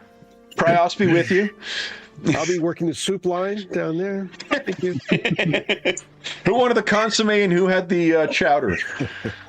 So, here comes some more of Prios's burning glass. Here we go. Come on. Here we go. Success. Beautiful. Okay, so what is it? 1d6? 1d. It's got a field for that too. I don't. I would have thought it would have rolled it, but it does not. Let me roll the d6. This is, I think, one of the oldest sheets in Roll20. Yeah, maybe. So it's got Here we go. A little better. Ooh, you may have done damage here. Hold on. Here comes and a little more corruption too. I rolled the d4. Okay. I have great news. Tell me. I'd rather show you. Teeny bit gone. As you hit the 1. Oh, I forgot. I need wood. Carl, give us a D20 roll, please. 6. Nice. All right. Father Sarvola steps beside Father Elga, or Father, I'm fucking indoctrinating you into the clergy here, Elga. ordaining, I think is the word I was looking for. So he steps beside you and points at the goblin where Inder is, and he says, "How dare you attack the servants of God?" And this one will not be fighting any longer. Nice. So he kind of staggers back and will not attack you this round, Inder. Do you use your Prios's gaze? Are you moving at all? I'm how close am I to Death? Sarvola? 10 points. Sarvola, thank you very much. Elgai is closer to him, but you're probably like a movement away. If you wanted to move over and stand like shoulder to shoulder with him, you certainly could. Yeah, I think I will. If you really want to be bold, you could flank that barbarian who's right near Elgai, giving Elgai a bonus. Would also put you in range of the barbarian, who seems to hit pretty hard. And I don't have the chainmail. Yeah, that may be. I don't know. That may be a bit much. Okay. He thinks about it. He thinks about it though, and he. Yeah. Counts, right? All right, so if you move over, you are no longer engaged with this one cowardly goblin. Okay. And you're now shoulder to shoulder with Sarvola. He nods at you as you take your place beside him. Friend, what are you doing? All right, so Blard's going to attack one of these guys. Okay. Go right ahead. Defense is 0, I believe. Okay. No, defense is +4. Oh, no. It is very easy to hit these fuckers. Wait, but you hit. Damage. Love it. Yeah. Okay, so then, assuming you hit the same one here. Mm-hmm. All right. And then what about you, friend? Friend is going to attack the one that's attacking him. Okay, go right ahead. Defense is 4. So Not -4, 4. I missed still. Oh! Do you want to use a reroll or do you want to save that? No, I'll save it. Okay. Then it is Goblin O'Clock. The coward runs. We have a goblin who is flanking Elgai now.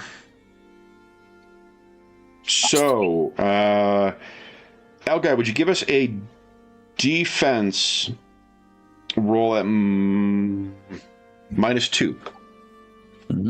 Please. Oh, dear. I saw the numbers reversed and I was about to cheer. I'm like, oh no, that's not. Then it'll be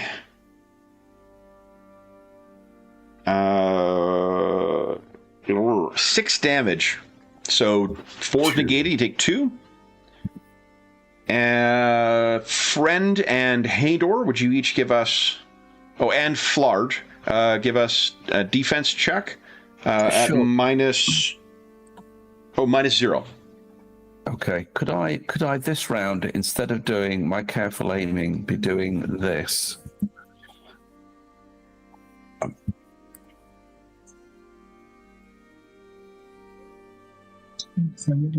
I think you need to declare that on your turn, though.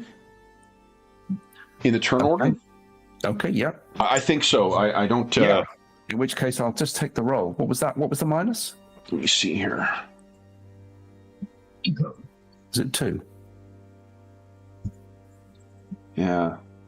Let me double check. Is that something from the full defense? Is that core book or is that advanced player's I'm guide? taking things from the advanced player's guide. Okay. But they are options. No, I'm fine with you using it. Like I didn't send. I don't think I sent the APG around in part because it's got some spoilers for the what do you call it? The campaign. Yeah, for the campaign. Where the heck? Do you have a page number? 103. Thank you very much. Awesome. Okay, so... okay, maneuver. Hmm.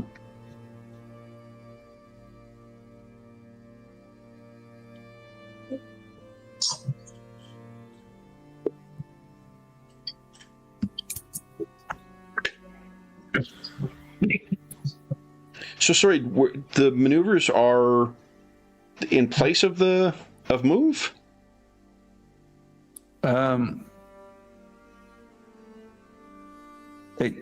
They're kind of either in place of a move or an action.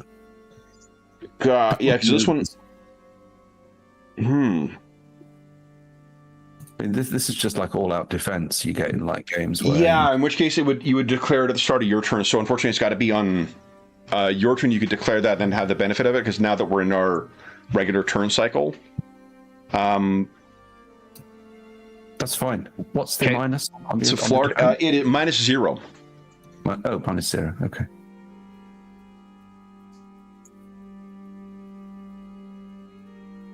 That's a 20. Want to use your reroll? Nope. Is it 1d4 extra damage? It's a 7. I could get it, but it's a 9, isn't it? Your attribute? Yeah, but I've got impeding armor. Oh, got it. Okay. And which is not doing me much good. Hey, so then that is 2 points of damage you'll take after armor. Okay. Hador. Oh no, it'll be 4 because of the fucking crit. 4? Yeah. Okay, it gets a free attack on me as I fall to the floor. It passes my pain threshold. Oh, shiza. Is that what happens? You drop it. Your pain threshold? If your pain threshold is overcome, and my pain threshold is very low because my strength is only 5. So I think it's one of them happens. Either they get another attack or you fall to the ground. Okay. It's not both. Okay. So you're just not shooting. Not both. Right. Okay. Yeah, so it's one of the two. Either you're knocked down, or they would be a second attack. So it's one of them. Yeah. Okay. So they will you'll just be knocked to the ground. Okay. For this. Okay. The others are going to have to draw weapons and then move in. So the 4 are sort of flanking Flard now. Kevin, are you using that for both tactics and alliteration? A little bit. Then it is the barbarian who swings at you, Helgai. So it is a accuracy of -5. Nice! Beautiful! What do we see as you knock this one aside? Yeah, I think it's about possibly slightly desperate at this stage, just of a very strength-based swing deflecting his blade. Okay. So it'll be then defense. so it'll be Hador's. Well, why I take 2 points of damage. Did you? He missed his. Did you fail your defense? I failed my defense. Yeah, so I take. Yeah. Oh, 2 points okay. of damage, right? 2 points of damage. That's correct. Yeah. All right, and then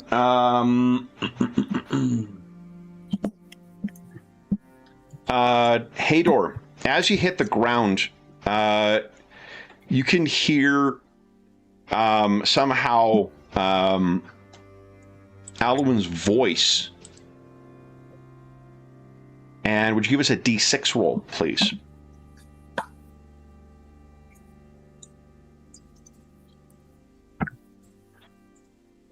You regain 4. Nice, friend. And you can almost hear the blooming of that twig in your hat. And then it is Hador's turn. What are we doing, Hador? Has the barbarian not done its thing? Did. Elgai blocked it. Tried to do it. Nice. Superior Ambrian battle training. Thank you. There you go. Yeah. Oh, well, I mean, if I can, then I suppose I'll try and shoot the barbarian again. Sure.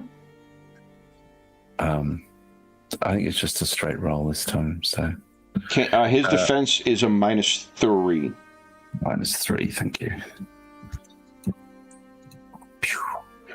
Nice shot. Well, yeah. Oh, the damage roll was not great though. Dang.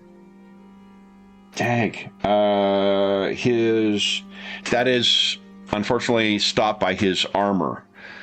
Okay. Oh, do you have a move?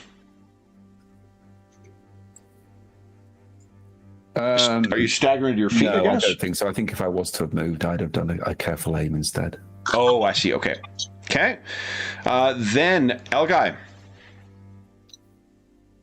We'll try to find actually- the land ahead of him. First, Graham, give us a D20 roll, please. Yeah. Okay.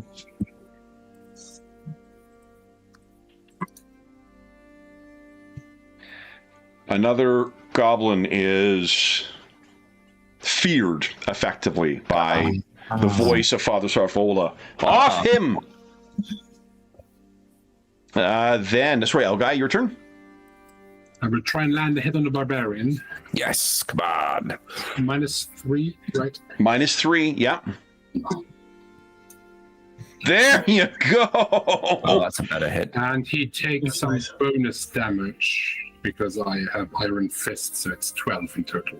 Nice. Fuck, yes. Yes. Okay, so then, do you wish to take an extra attack on him, or do you wish to knock him to the ground? I think I'll go for the extra attack. You got it. Okay, so that is, hold on, 11 minus his armor. Look at that. Hmm.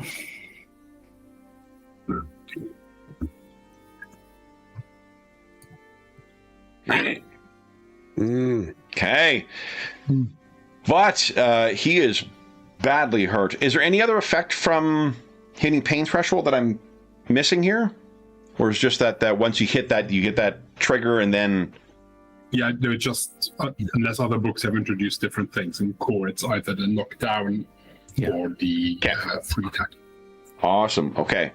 I mean, I'm barely managing to focus on just the basic rules, so probably we at least think about. Apart from maneuvers you guys may wish to do, especially David and Graham, you know the game better than most of us. So if you do have something you want to try, please feel free to do so. Inder, you're standing next to Father Sarvola. A bit of good news for Inder. I did check just for kicks in the CRB, and the Holy Aura. The target suffers 1d6 points of damage, ignoring armor. It does ignore armor, so it just wasn't in the. That's Holy Aura. You've been using Prowess's Burning Gaze. Oh, lay on hands. Oh, burning gaze. Gotcha. Yeah, Yeah. you're right. Let me see here. Well, then, let's see here. But remember, Holy Aura is only abominations and undead. Gotcha. Lay on hands, though. Let's yeah, I think I will I'll go up. I will if I can, I'll go up to Elgai and do a lay on hands. Hell I'll yeah. try to grab his hem. Absolutely. Let's see how much corruption. Here is the lay on hands, and Dude, crit!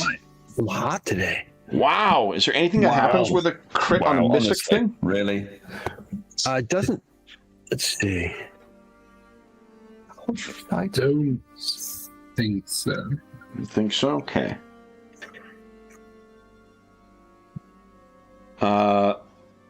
You know what? Let's say it's max heal. Okay. Nice. That seems fun. Yeah. So, okay, you get 6 back then, Elgai, and then let's see how much corruption comes. Indeed. It's always 1d4, right? I don't have to That's look right. up the power. Yep. No, Okay. 1d4. Okay.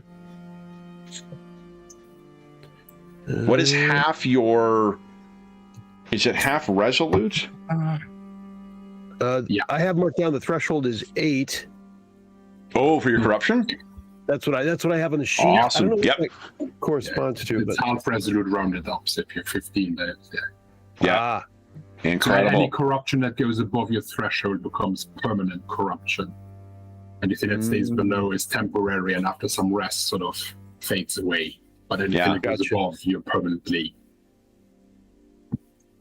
All right. Again, a little flavor of 40 of, what do you call it? Warhammer. Yeah. All right. So, Ender, that is incredible. What does it look like as you infuse Elgai with power of Prios? I mean, he's the sun god. I think there's just a little sheen of like if you looked at the sun and there's like rays that come off it, it's like something like that, and it's and unless you are dark, it is imbuing, like, it just feels uplifting and amazing. Okay. Then it is Flard's turn. Yay, come Right, on. Flard. We'll attack that same goblin. Target rich environment for Flard for sure. Yep. Defense is a 0. Whoa, big hit with a fucking burning sword. Look at that. So then, do you want to make an extra attack, or do you want to knock him down? Extra attack. Go right ahead. Sweet. 2. Beautiful. Wow. Oh, dog shit roll for damage, though. Okay, so then, unfortunately, I think his armor stops that. Let's see here. Yeah. All right, but that's a big hit on him. And Friend, what would you like to do? Friend will do the same thing against his target. Okay. To attack. Go right ahead. When I learned spells, you were going to pay. Mm-hmm. Yeah. Also, I realized I put sword instead of sword. Okay. 4 damage. That is enough to do some... gets through. There we go. He's on the board. Yep. All right.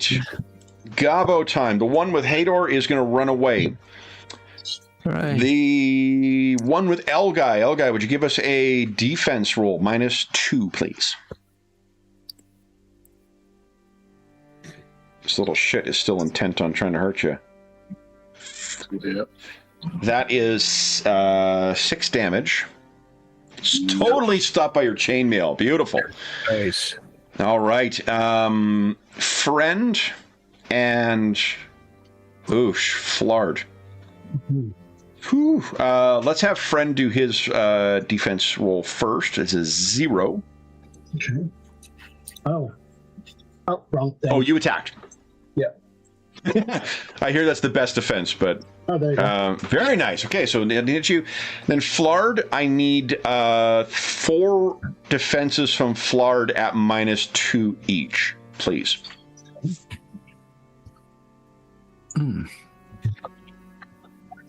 What does a shield give him? There's a shield. Is that for just +1 defense, okay? I think. So 3 of them. Oh, Success. so 1 is battered away. Oh, it's a. Okay.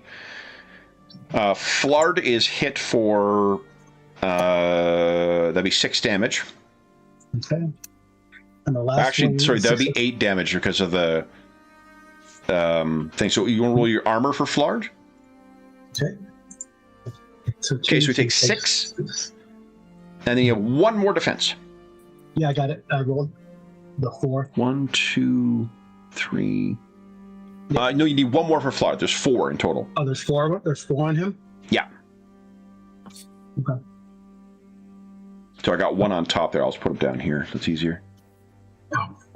Okay. How much damage he took? 6 points. He took 6 after the armor. Yeah. Oh, he should be at 9, I think. There you go. Perfect. And then 1 more defense at -1, I guess, net. Mm-hmm.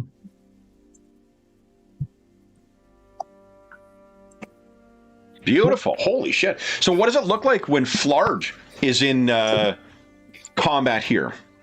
Oh, it's just like it's a cutout. He's breathed in fire, right? So he's hacking with the sword. It's on fire, and sparks are flying as he defends with the shield.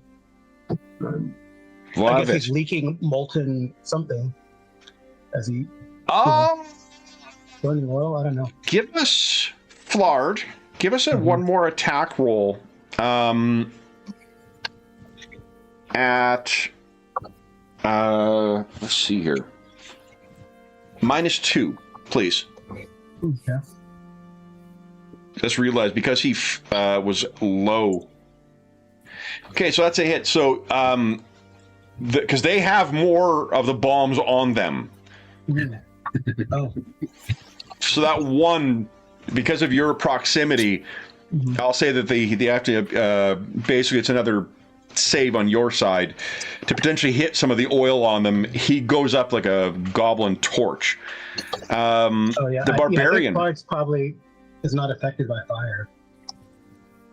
And Florida does not. No, not at all. Well, he didn't take it. It doesn't. It's only the single target. Oh, so okay. yeah, so it'll be him. Although, yeah. It's not a cascade. Okay.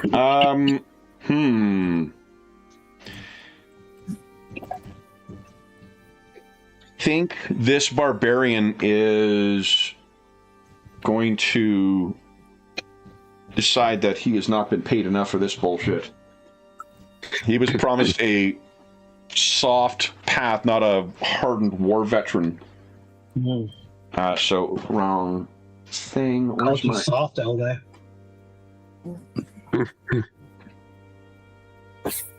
All right, here we go.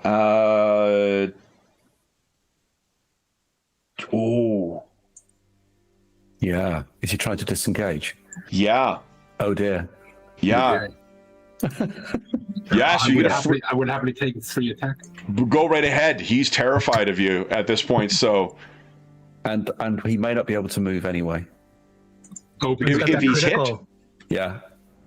We'll test that in a minute if we need to. Yes. Okay. Oh. Holy shit! 13 damage in total. L guy, why don't you tell us what it looks like as what's his name? Lost to history. Obadan. Everyone's already forgotten him. It's sad. It's really sad. I think as he turns, Algai is sort of in full battle mode, so he's almost like subconscious. He sees an opening and the blade just sort of cuts out and like Slaughter. blood. And he goes to the ground. Down he goes. Beautiful. Hador, you're up next. I'll switch target then. Okay. I will shoot probably the one that's facing friend, maybe. Okay. I'll give that a go, and as I'm not moving, it will be.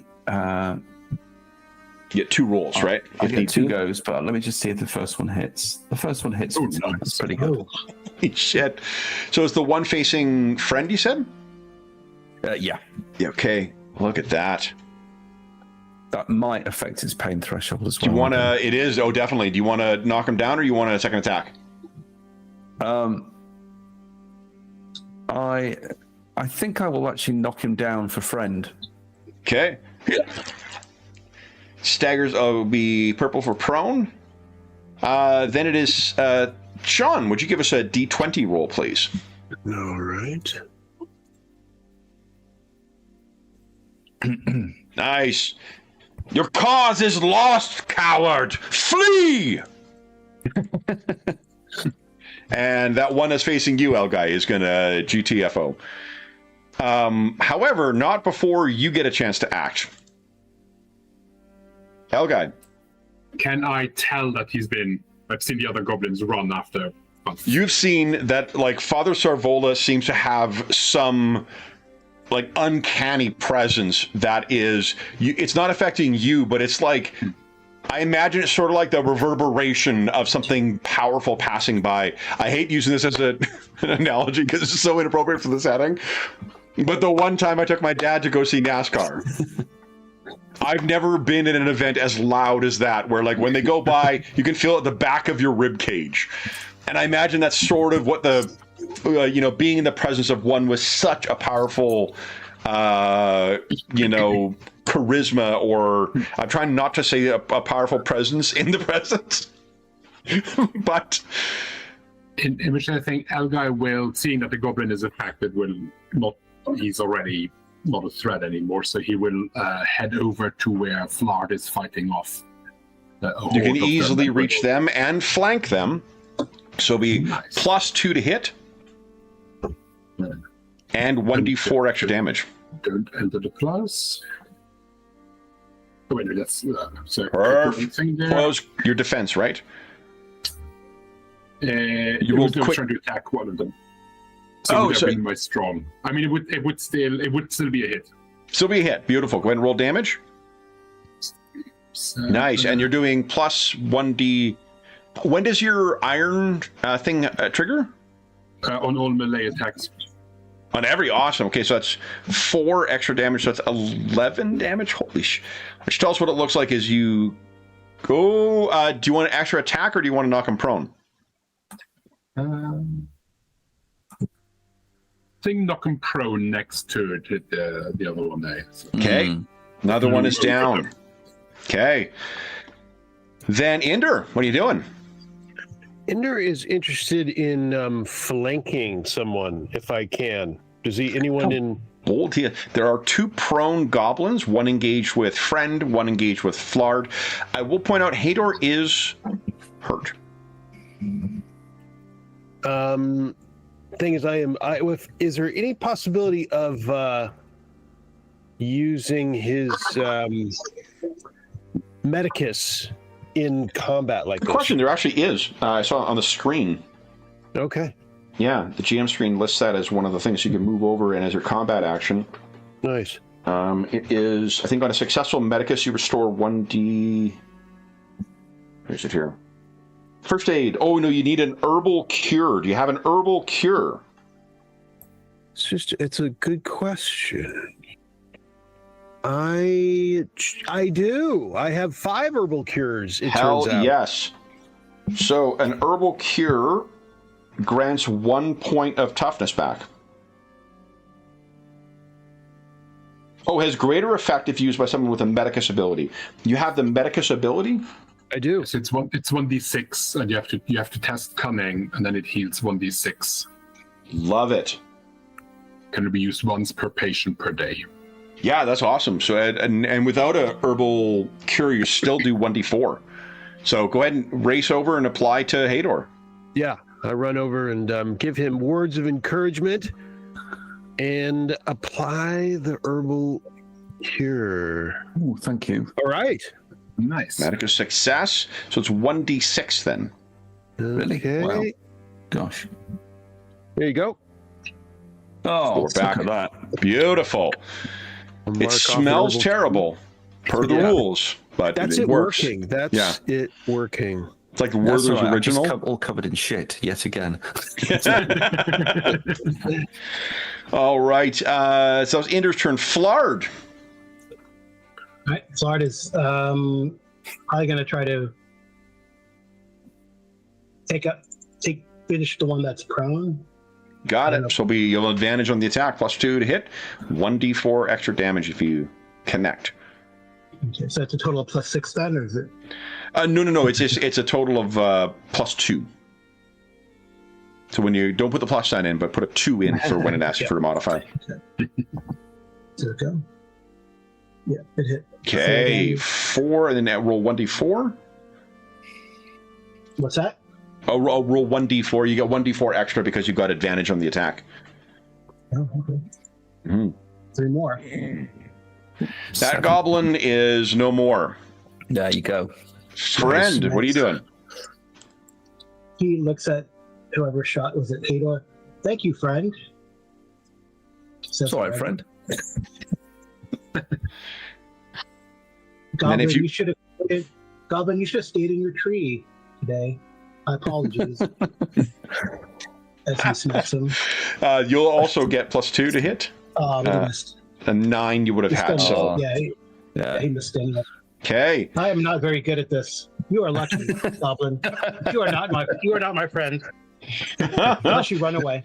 Is there a way to safely disengage? No. Oh, Yeah, that's amazing! it's, Holy shit!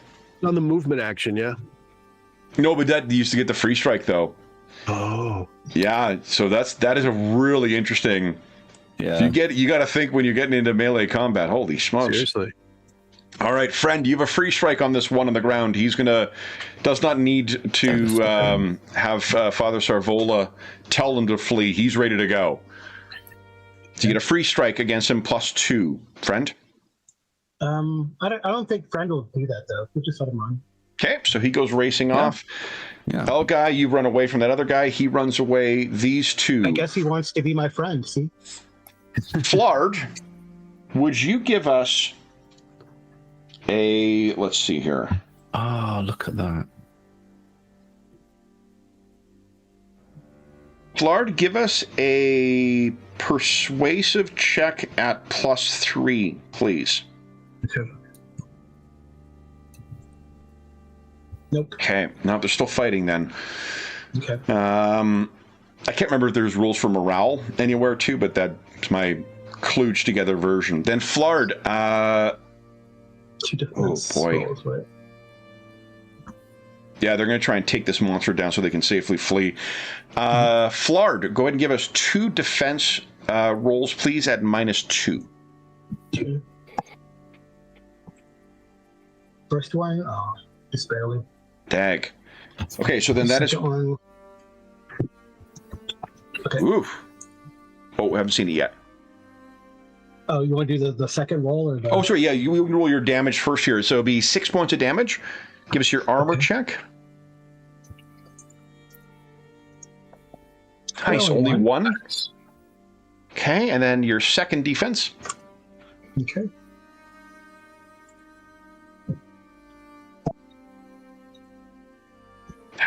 Also barely failed. 6 damage. Give us your armor check again. Oh, come on. 5. They are going to knock you prone because they want to get the hell out of here. Yeah. Hador, what are you doing? Can I tell that they're looking to run? Yeah. I'll just lower my bow. Okay. I'll sort of look around. I suppose I'll look around tactically just to make sure there's nothing else coming. Do you know what I mean? Out of the shadows. Yeah. David, would you kindly give us a D20 roll, please?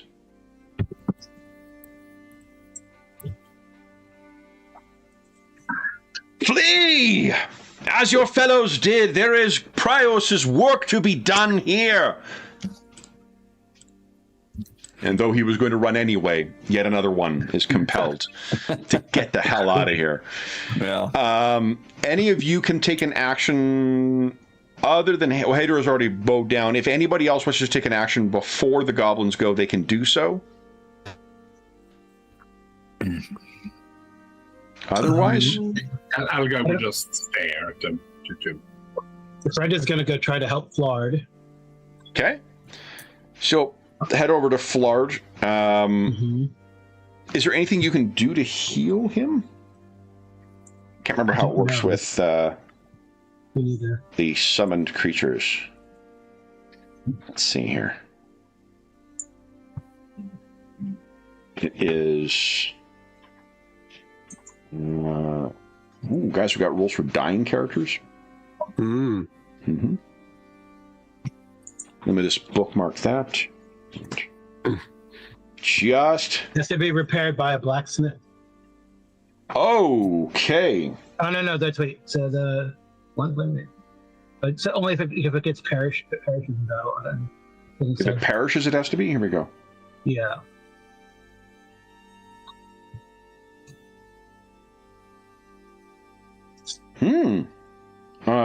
Then.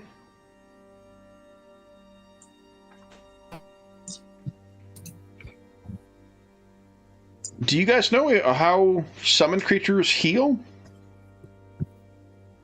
I don't. Or does it matter like they just,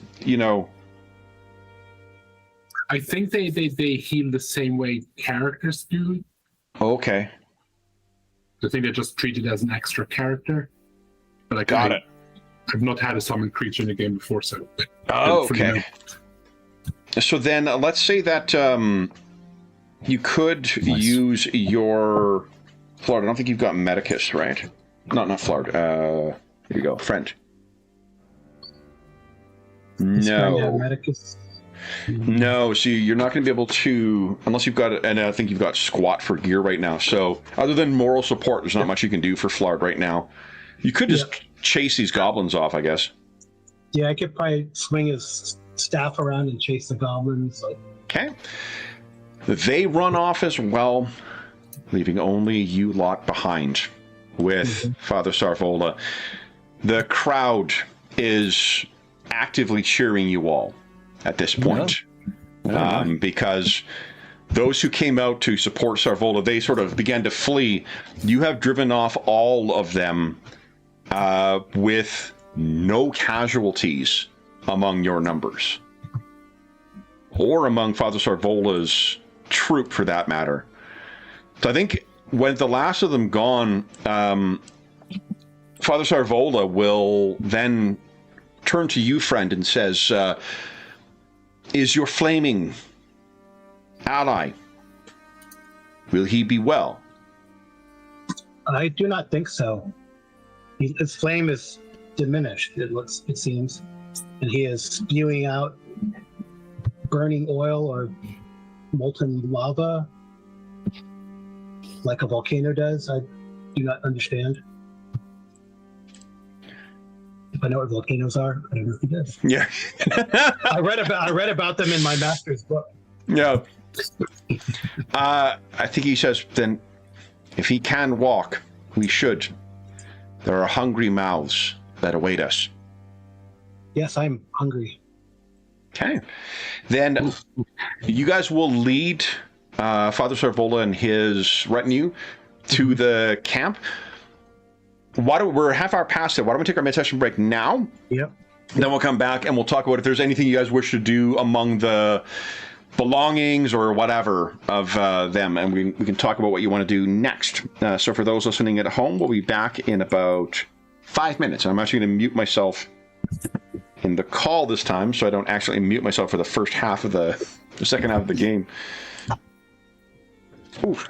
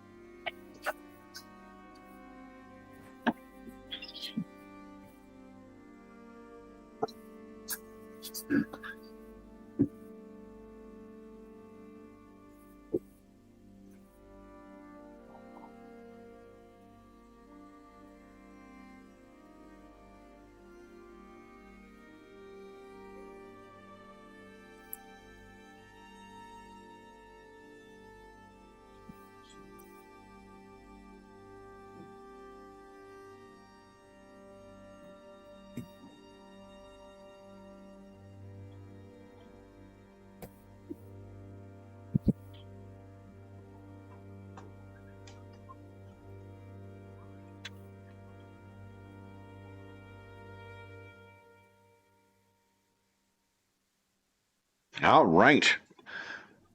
Let's see here. Okay. I can clear the initiative order here. So two things I drew from our first fight here are, one, I completely fucked up the combat rules the first time I ran this game. And two, it's really deadly. I really like that.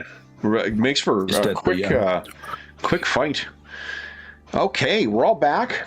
Then, what do you guys wish to do? So before we skip forward, Father Sarvola is interested in getting to the mission, the local mission, and get set up for camp. But what would you guys like to do? Like, for instance, loot the dead. But yeah, not so much loot the body, but I think Alga will look to see if the barbarian has anything on him that would give a clue to who hired him or anything that might be a giveaway. Yeah. And if he has some loose coin, you know, these are harsh times. Just in case. Yeah. I'm going to loot him, but I'm not going to make it look like I'm looting him. Yeah. Looting is such a harsh word. Let's see. Would you kindly give us a D10 roll, please, Algai? Okay. So there are 3 loose shillings in here on him. And you also find a shiny tailor concealed within the coin pouch and like kind of at the bottom of it. He also has scale mail on him in the design of the favored by the barbarians, which grants, I think, it's medium armor, I believe. And then also has a sharpening stone for his greatsword. And if anyone wishes to take the greatsword, they are welcome to that. The goblin assassins each has goblin-sized crow armor on them, so it'll be light armor, and it's quite cumbersome. They also have a pouch of chewing resin. Carl, would you give us a D10 roll, please?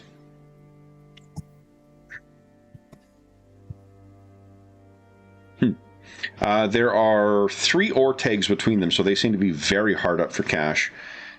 And then each of them has like a short sword on them, as well as a total of like 4 throwing knives. So I'm not sure if anyone wishes to help themselves to any of that. There is, unfortunately, beyond the fact that it would be a newly minted tailor like this should not be, gold coin should not be in the hands of someone like this fella. Given everything else about him. Yeah. Do I have a full-size handout for him? Oh, I do. Look at this. Here we go. Here we go. I mean, he's much more, horizontal now than what he was, but this is Opadan. Here, guys, check this out. Boom.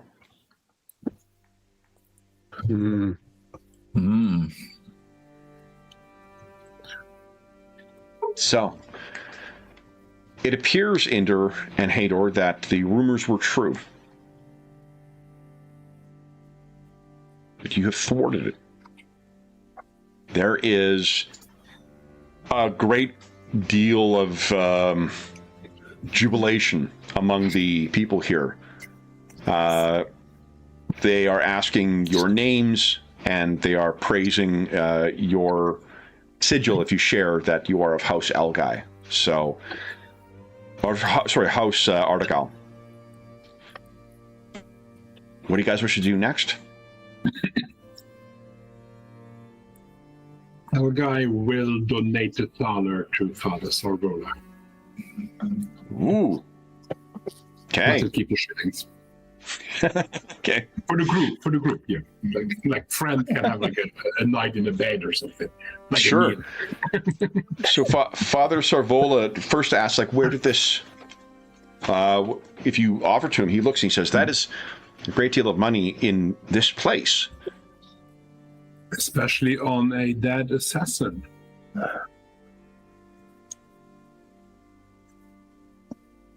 I'd like to think that it's can be turned to better good, to greater good, and to better purpose in your hands. I will ensure that it is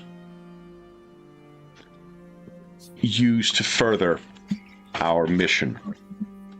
Thank you, Elgai. Light of the Life Giver, watch over you. And he turns to all of you. Thank you. If you want to stay and serve soup, you certainly can do so.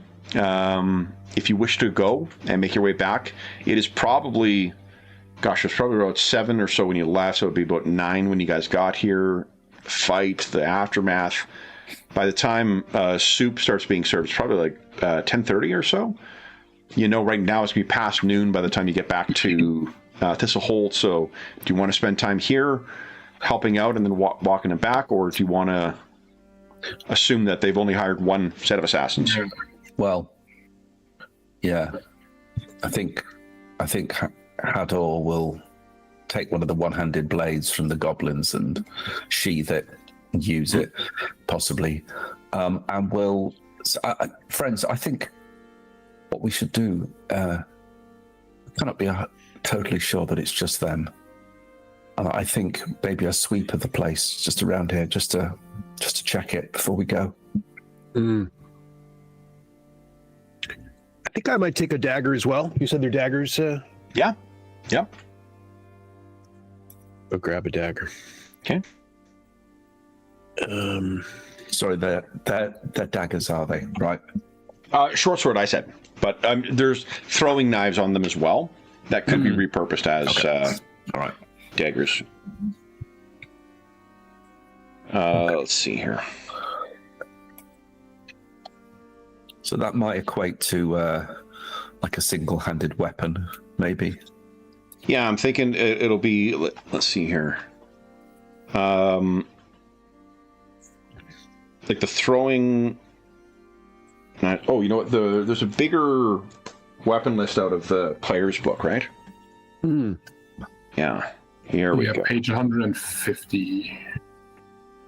Yeah. Well, starting on 148. So you have heavy weapons, long weapons, short weapons, single-handed weapons.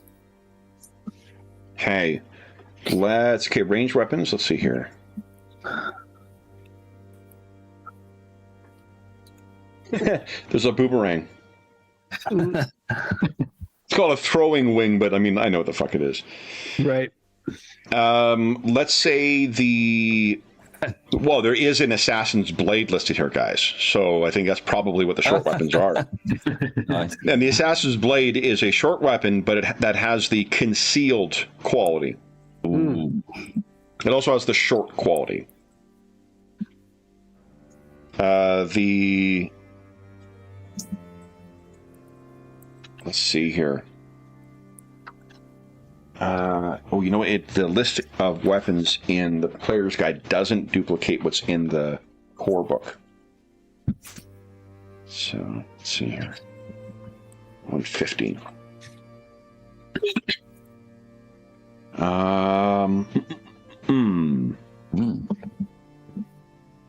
Yeah, it's probably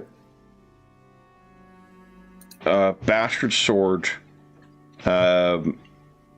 which is a heavy weapon with the bastard weapon quality and the precise quality when used two-handed.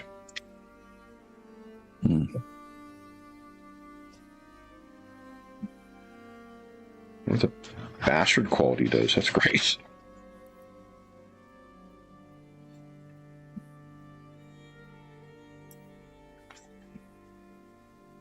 There you go, qualities. Awesome. Okay.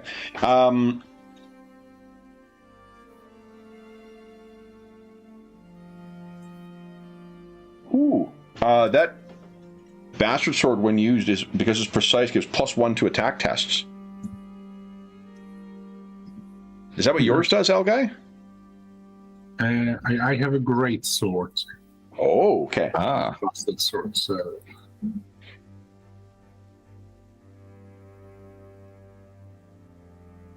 At least on my character sheet, it's listed as a great sword. Or maybe it is a bastard sword? So I think it's just a heavy weapon that without any qualities then? Yeah, there's no qualities listed.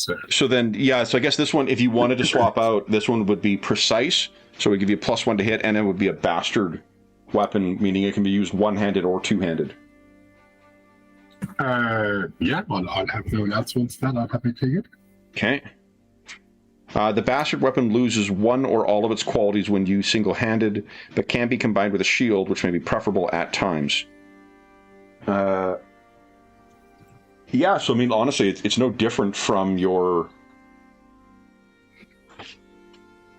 two-handed sword, I guess, when it's used one-handed. It just isn't precise then. No, I'm corrected, because there is a separate listing for it. So it would be 1d8 damage when used one-handed with just the bastard weapon quality, and when used two-handed, it's precise, doing 1d10 and +1 to hit.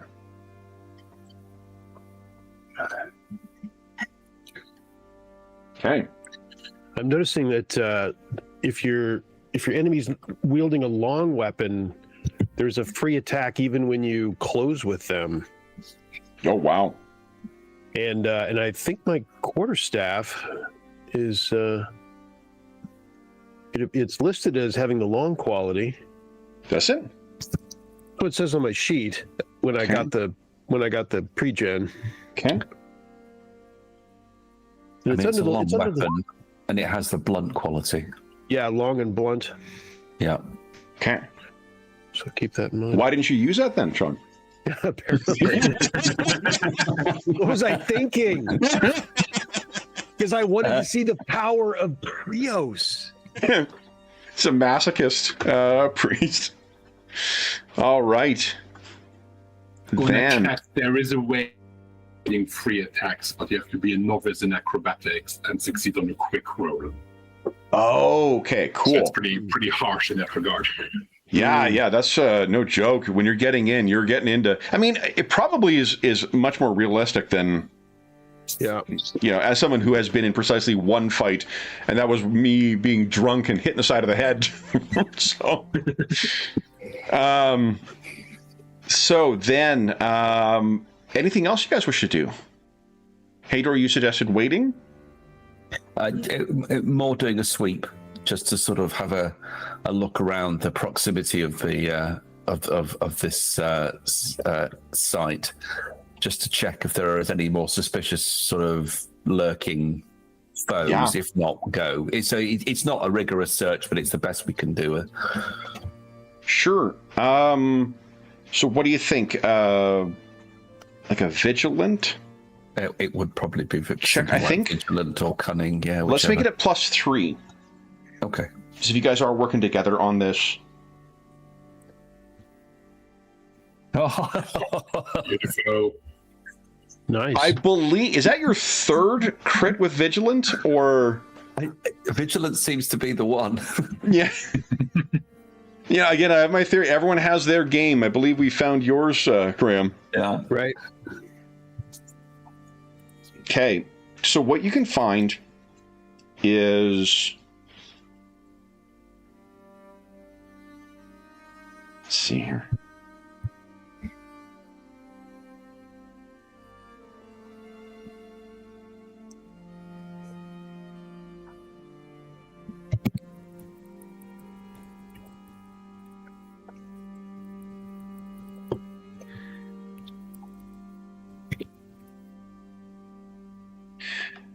What you find is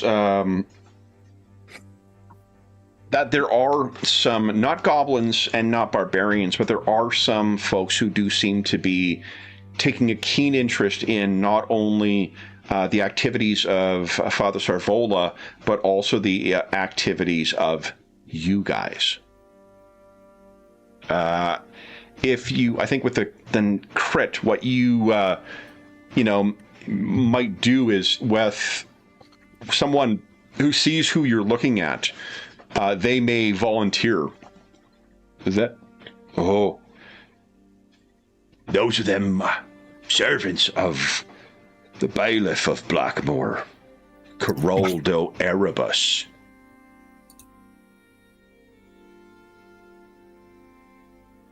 He's the son of Baron Grafaldo.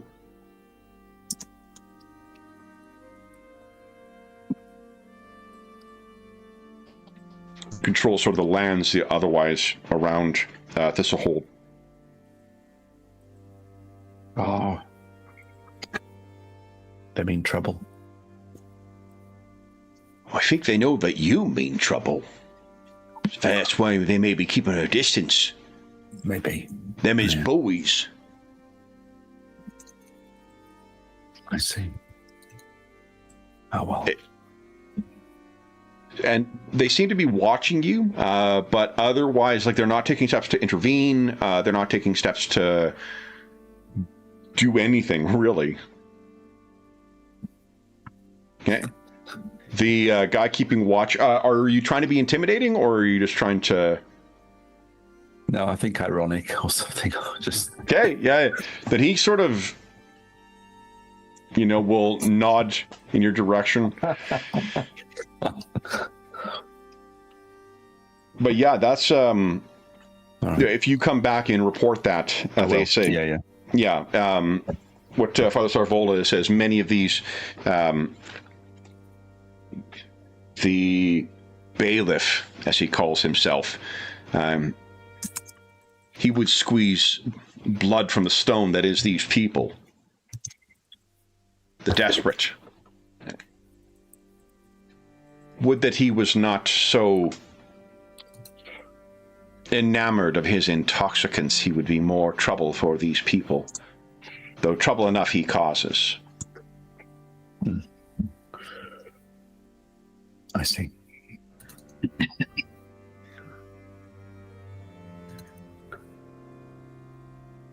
Well, Let me see, I think there's...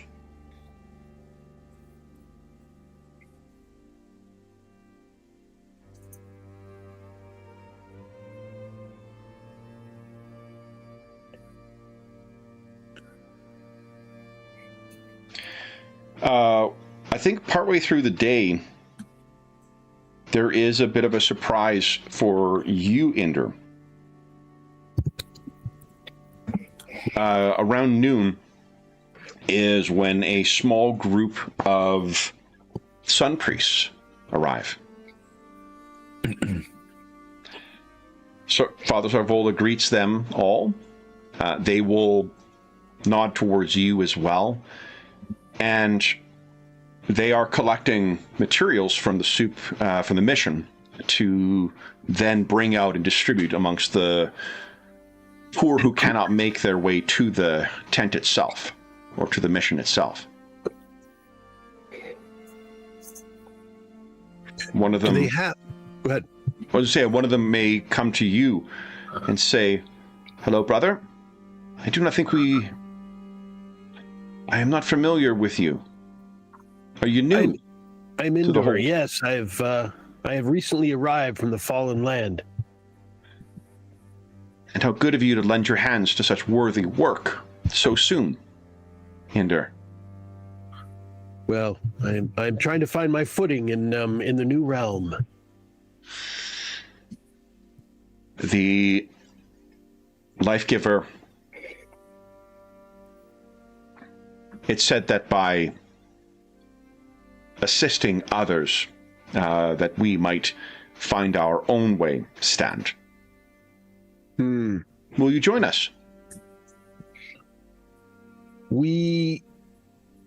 And he means in the immediate sense. Yeah, like the other priests are going to go. They're going to take. He explains that we take food from here and distribute it amongst those who are in need of food and those in menstruation as well.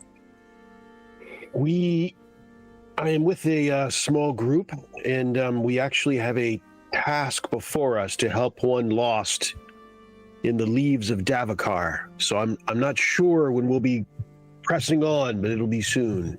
Oh, a worthy task indeed. It'll be my first time.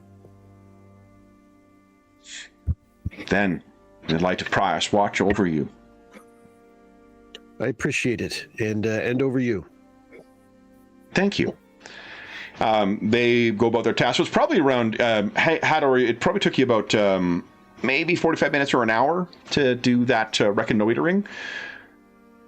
What do you wish to do now?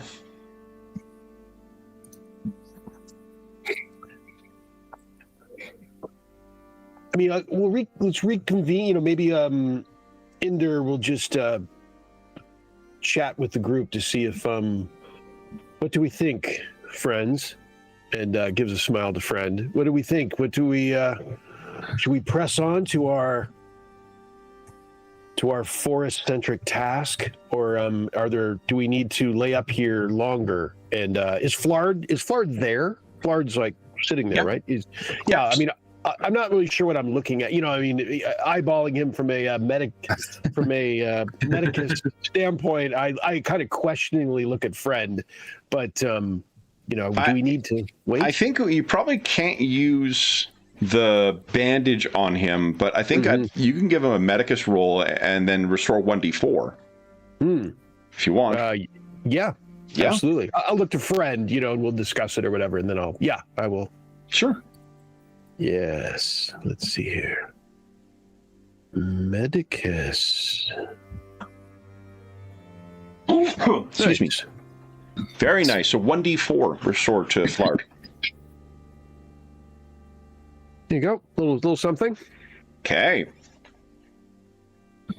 Then, what do you guys wish to do? How long does it take for corruption to bleed off? I think it's the scene, is it not, David? Isn't it the scene? Or I could be wrong. Maybe it's the day. We should check. It's either the scene or the day. I'm gonna put out there. Yeah, so I don't Let's check. I don't think it's the scene. It's quite Longer than that? No, it's not that generous. Optimistic. Okay. Fair enough. Fair enough. Fair enough. Guys, I found the rules for dying again. Don't worry. All right, calm down. Come on now. Come on now. Let's see. The rules for telepathic interdiction. Let's see. Under temporary corruption on page 176 in the CRB, it fades away by itself at the end of the scene, but is still dangerous since it can push a character's total corruption up to its corruption threshold. Oh, okay. Okay. Yeah. Okay.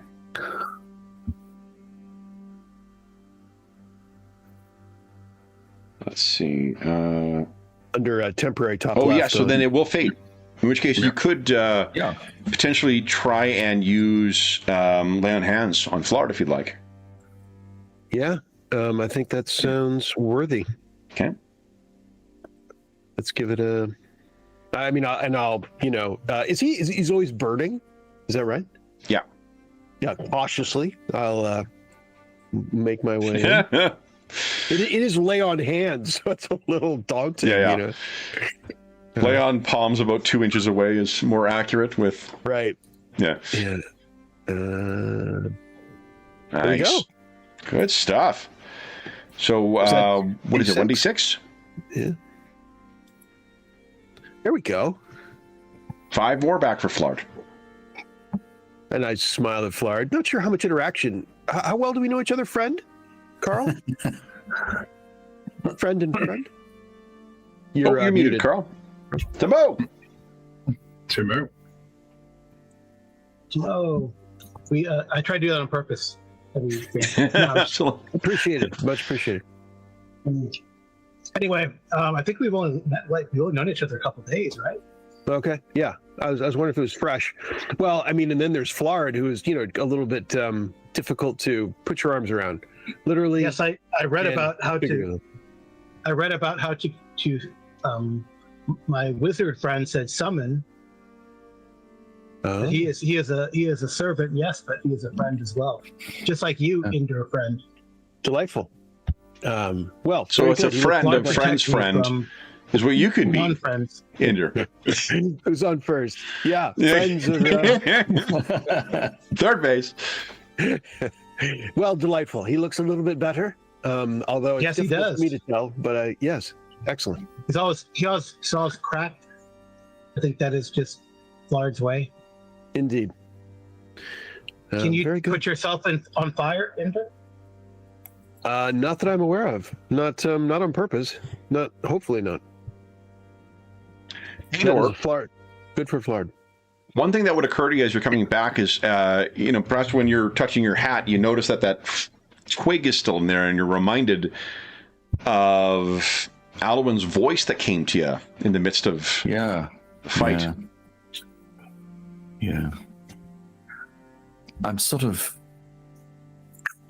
actually surprisingly unfazed by that. Nice. It comes as no surprise to me. Okay. So I think when you return to, I think he will do the sort of fake hat tip towards you that he may have seen you do. Yeah. Oh, big booming smile. So then it brings the four of you together. Indra has shed his corruption for the time being. Do I need a D4 for that last one? I know we're not in combat, but... in the scene, you would probably fade it away. Okay. After that, I don't expect to... Yeah. Very good. The Lindworm is still deciding when to strike. Yeah. So... Absolutely. Yeah. The last time we used a Lindworm in a game, it destroyed a northern Manitoba town. So we've got a high watermark for the use of Scandinavian dragons. Ouch. Mm-hmm. I'm waiting for Graham to make a Trude Bang joke. It was there, but I held back. That's willpower right there. Willpower. All right, then what do you guys wish to do? Or what do you wish to talk about then? Inder had asked what you do. How long do we wish to stay here, friends, or are we moving on to the forest? Indeed. Well, I I've guess not that quite is the learned question. the secret of the soup, but I can stay maybe a day. I think it'll take me to learn. Then we can have soup on the journey. Well, we have the ingredients. Useful. And it will be like home. Well, this is home. Do we wish to escort Father Sarvola back to Thistlehold? Will there be more assassins after him? Do we know how long, Kevin? How long he plans on being here? Did he mention what his? Not long past noon. Once the other Sun priests have made their way through the needy, then they'll make their way back, and then collectively everyone makes their way back to the mission to get ready for the evening's ministrations and whatever. We cannot always be there to protect him.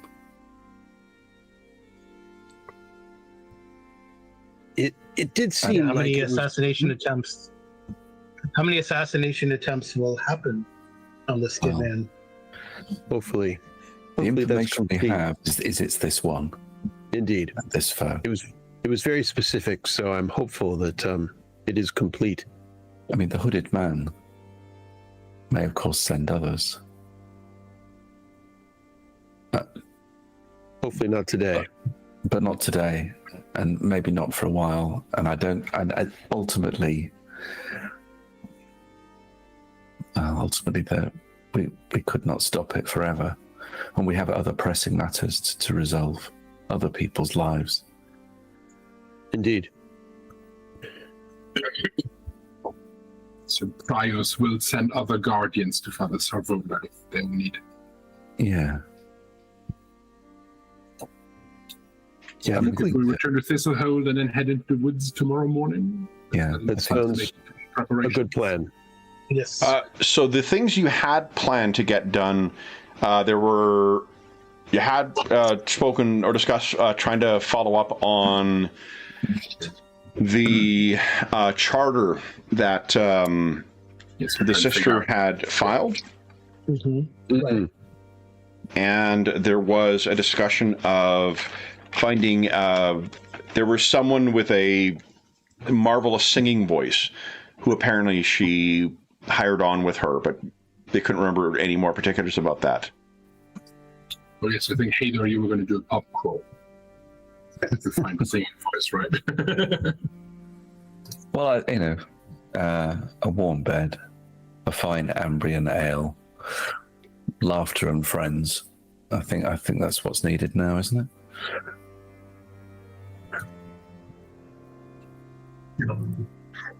It sounds welcoming. So I then, know we could have. Go ahead. oh no, go ahead, John. Sure. We could have a bit of soup before we leave. He looks around guiltily. At Yes, this I am point. hungry. We get to eat. Kind of. I mean, should we be serving? What if we go to the? Yeah. Oh, we should serve. The way it works in the kitchen, the way that it works in the kitchen is we should serve first. Mm. Then my goblin friend, he would always take a spoon for himself and a ladle for the people in the line, and a spoon for himself or two. And then I did not do that. That didn't seem quite. But he is a goblin after all. So. Ooh, LaFos is just being fucking slandered today. I know, and he's sick, so there you go. Yeah. But We're not here anyway, to talk about you. That's the rule. right? No, so anyway, yeah. So friend would suggest we should serve first, and then if there is any left, but it looks like there's plenty, then we eat. We can also find food in town. We have some extra shillings from our newfound friends here. And They I were think very friendly friends. So. 3 or 4 Ortegs as well. Pure text. It. pennies. So some may value those more than others. Ulafos was spending a great deal of time looking for them on the ground while wandering through Thistlehold. So, sticking around to escort him back, or are you leaving Father Sarvola to make his way back himself and pressing on with your task? I think we press on, eh? Or, I don't know. What do you feel like? I think we press on. Yes. Yeah, press on's fine. Yeah. Okay. Then we would pick up with you guys making your way back to Thistlehold. Should look very much like this. And while we have another 50 minutes left in the session, we don't have another session of this scheduled. So I don't know if it's worth trying to do just what's effectively going to be prep rules for an expedition that may not happen. Yeah. So we may end our session here and end our mini campaign with you guys having saved a local priest from an assassination attempt. And so for those, I mean, this was new for me, the Symbaroum. So I've got thoughts on the game. Carl, have you played Symbaroum before? No, it's the first time I played. Sean, have you played before? I have. It's been years, but I've played as a player. I've been in maybe 2 or 3 one-shots. Oh, okay. So what did you guys think of it? I enjoyed the burst and the lore. Mechanically, it's pretty easy. Yeah. Right? So roll under. It'd be interesting to see the Graham and David. Do you find like do you by default play with the expanded rules in the Advanced Player's Guide, or do you guys stick to the core rulebook when you run it? Personally, I've always used the Advanced Player's Guide. It just provides some more useful options, largely for players to try and control the scene. It's such a brutal game that trying to give a bit of an edge to the players is good. It's trying to use advantage. You get your +2 and your +1 d4, and hope that you don't fumble. If you get a critical, you get an extra d6. So there are things that you could around the edges of it, but it's only masking the fact that it's a pretty brutal game. What do you think, David? Yeah, at the start, I've never run like a really long. It's only been like sort of short one shots. Yeah, me too. So it can be like the fight was. I really enjoyed the fight because it was like, okay, if I get like one more solid hit and my armor rolls rubbish, I might be out. So it felt threatening enough, which I liked. But I think from one of my friends who has run the whole Thorn of Thorns mega campaign, the 5 books, he found that towards the end, once you start getting maybe like artifact level armor and have lots of XP, he found it gets maybe so swings the other way, where depending on what you're facing, you just steamroll over everything because you have D10 armor plus D4 bonus from something, and it can get quite challenging to challenge the player. Or at least he found that from his experience of running a so very long campaign of it. It's a bit like Dragonbane in the sense that once characters have got 3, 4, 5 extra abilities, which you can spend to up your stats and do a few other bits and pieces, you just start to stand up a little bit. I find with starting characters, they can be taken out. Trumps. I love the setting. I actually like the tone of the game. Yeah, I like the tone and the setting. Yeah, the actual tone of the game and actually the mechanics reinforces the fact it's an incredibly dangerous, fairly brutal place. Yeah, and I think as a GM, like you need to avoid having the chump factor.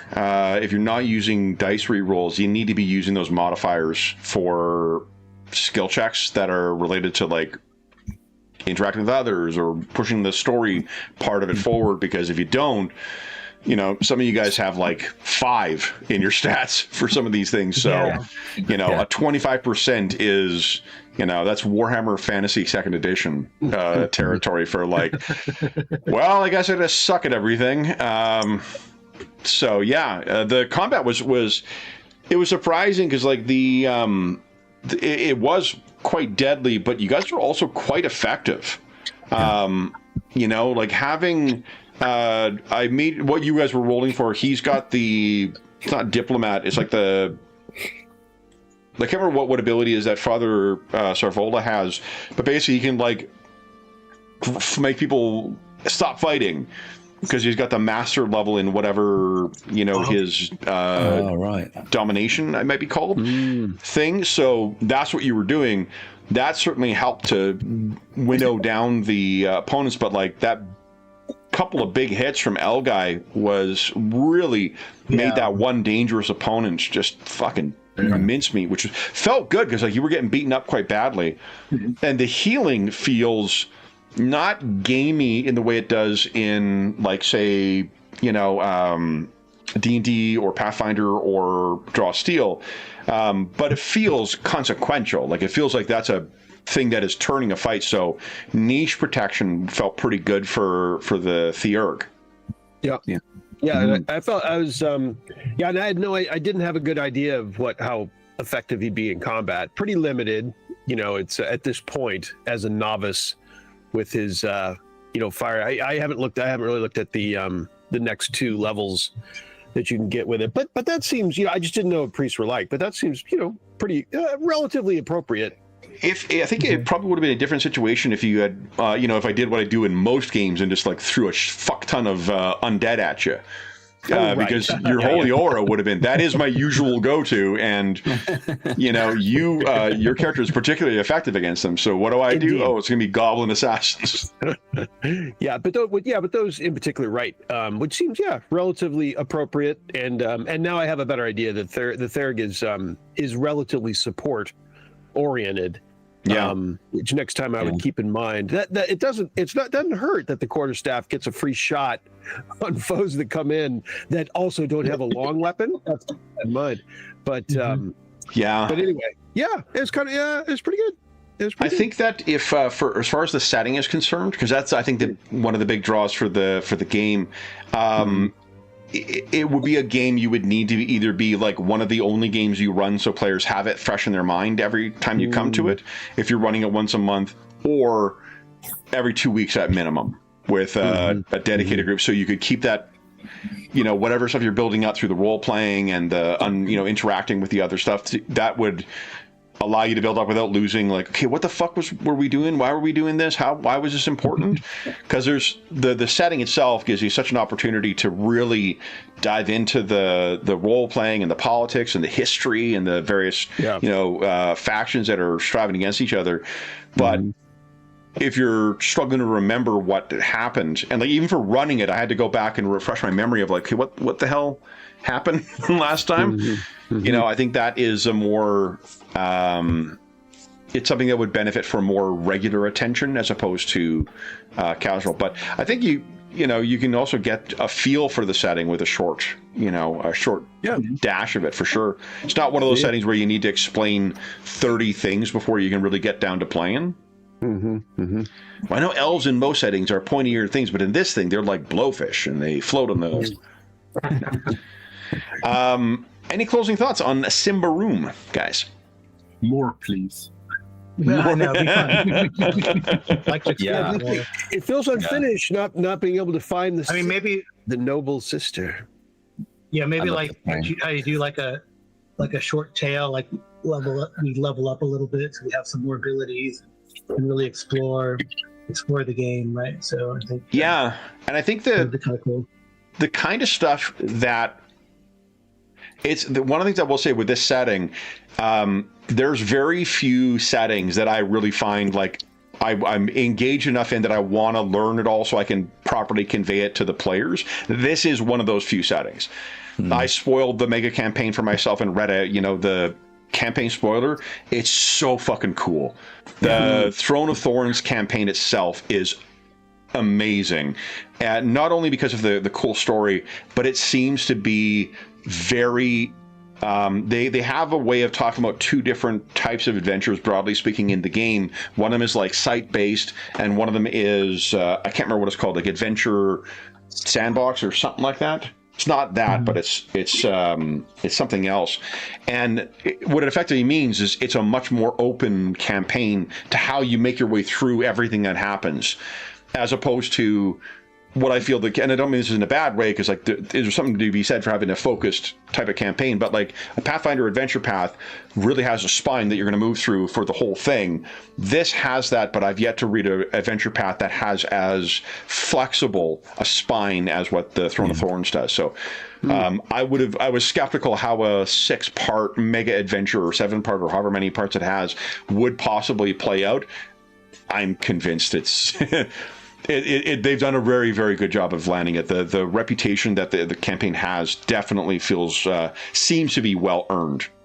Any other closing comments before I yap on?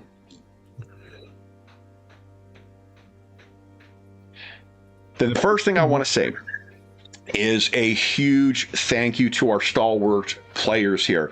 This was intended to be, originally this was our Shadow the Weird Wizard campaign that was intended to celebrate 10 years on the channel, do 10 sessions and go on, and then as is often the case, you find a game plays differently at the table than what you thought in your head, and I did not want to carry on running that game. I didn't feel it was the way we were running the campaign and the way that it was playing out for, a certain amount of years passing between each thing. It wasn't giving the plan for what we had was not meeting up with the system very well. So we picked up this in lieu of that. But what it means is we've had 9 or 10 sessions now of excellent fucking role playing. And this has been, while we had to change games midstream, that is hardly unheard of on the channel, of us changing games or trying something different or doing war stories. So it very much is in keeping with this. I've had an absolute blast running these last. I had a ton of fun running Shadow the Weird Wizard for you guys as well. And it was really, we had talked about this before, the characters that you guys made for that was really the thing that was the big draw. It was seeing those characters interacting with that world. So the combination of that, even though we aborted that campaign, and our time in Symbaroum has been an absolute delight to run. So Carl, Graham, Sean, David, Jeffrey, and Jamie, a huge thank you to all of you for joining me on our initial plan on this, and then when we jump streams to jump in so readily into this new thing. And the reason Jamie was scheduling on his part was the reason he wasn't able to join us back on this. So thank you to all of you for allowing you to try out one idea when that didn't seem to be working, to try something different and have such a good time. I would not have given Symbaroum the closer look that I have given it had it not been for this opportunity. So thank you very, very much, guys. In addition, for those listening at home, thank you so much. If you've joined us for the Shadow the Weird Wizard, for the Symbaroum's adventures, or anything else, thank you so much for joining us in our 10-year celebration for the channel. We're coming up next month. It's like 15 days off from our 10-year anniversary on the channel. Wow. Thank you so much for joining us for this game, any of the other games you've joined us on, whether one, some, or all of the ones we run. As is always the case, if you have any comments, questions, or concerns regarding this session, this mini campaign, or the game, please don't hesitate to leave a comment in the comment section down below, and I'll endeavor to reply in a timely fashion. Again, the content for today's session, much of it was, or for the adventure, much of it was from either the starter set, the Expeditions to Davokar, or from the Wrath of the Warden, the first book for the Symbaroum mega adventure. Even if you don't intend to run the mega adventure, I will say each one of these things has invaluable setting material in it too, which is super, super useful. In addition, there's a link down below to the Dungeon Musings Discord server. We have channels there dedicated to most of the games and campaigns we run on the channel, as well as things like Find a Group, GM discussion, virtual tabletop chat. I know somebody who's planning to run a high concept D&D adventure featuring both Githyanki and those taking up arms against them. So, for instance, that sounds like a cool campaign for you to play. Somebody's looking for players over there. In addition, there's is a very knowledgeable, helpful, and friendly community. You're more than welcome to join us over there. In addition, there's a link down below to our friends at Noble Knight Games. Noble Knight Games is the preeminent unionized retailer of hard-to-find and out-of-print RPGs in North America, including Symbaroum. Not only do they have an incredible selection of new role-playing games, board games, and card games, they have an unmatched selection of hard-to-find and out-of-print RPGs. If they don't have something in stock that you're looking for, you can put it on a want list. They'll send you an email when it comes in, and if you make a purchase of $10 or more, be sure to enter the code MUSER10. It'll save you 10% on any purchase of $10 or more through their website. I should say that for this week, so it is November 15, 2025 right now. Until November 21st, they have their annual winter sale. So the discount code won't apply during that period, but then it will from then until the end of a year for 2025. So if you make a purchase of $10 or more through their website and it's outside of the sale period, be sure to enter that code. You'll save yourself 10%. I'll say once again, I know I say this as part of the outro every time, and I mean it every time, but particularly for this, guys, thank you so much for joining me on this celebration of 10 years of playing games on the channel. So once again, Carl, Graham, Sean, David, Jamie, and Jeff, thank you so much, guys, for joining me on this. I'm not missing anyone, right? Like, I feel like, geez, might have been a prick. I think that's everybody who played in this campaign. Okay. And again, then thank you so much for joining. I can't wait to play some more games with you soon. Whatever that is, whenever that is. So we'll be back on the channel tomorrow morning and as soon. So until then, we hope that we gave you a few hours to take your mind off the troubles of our world and think about the troubles that our heroes on the cusp of entering the Davokar are experiencing. The welcome to Ambria, I guess, or welcome to the new world. And until we see you again, stay safe, stay healthy, and happy gaming.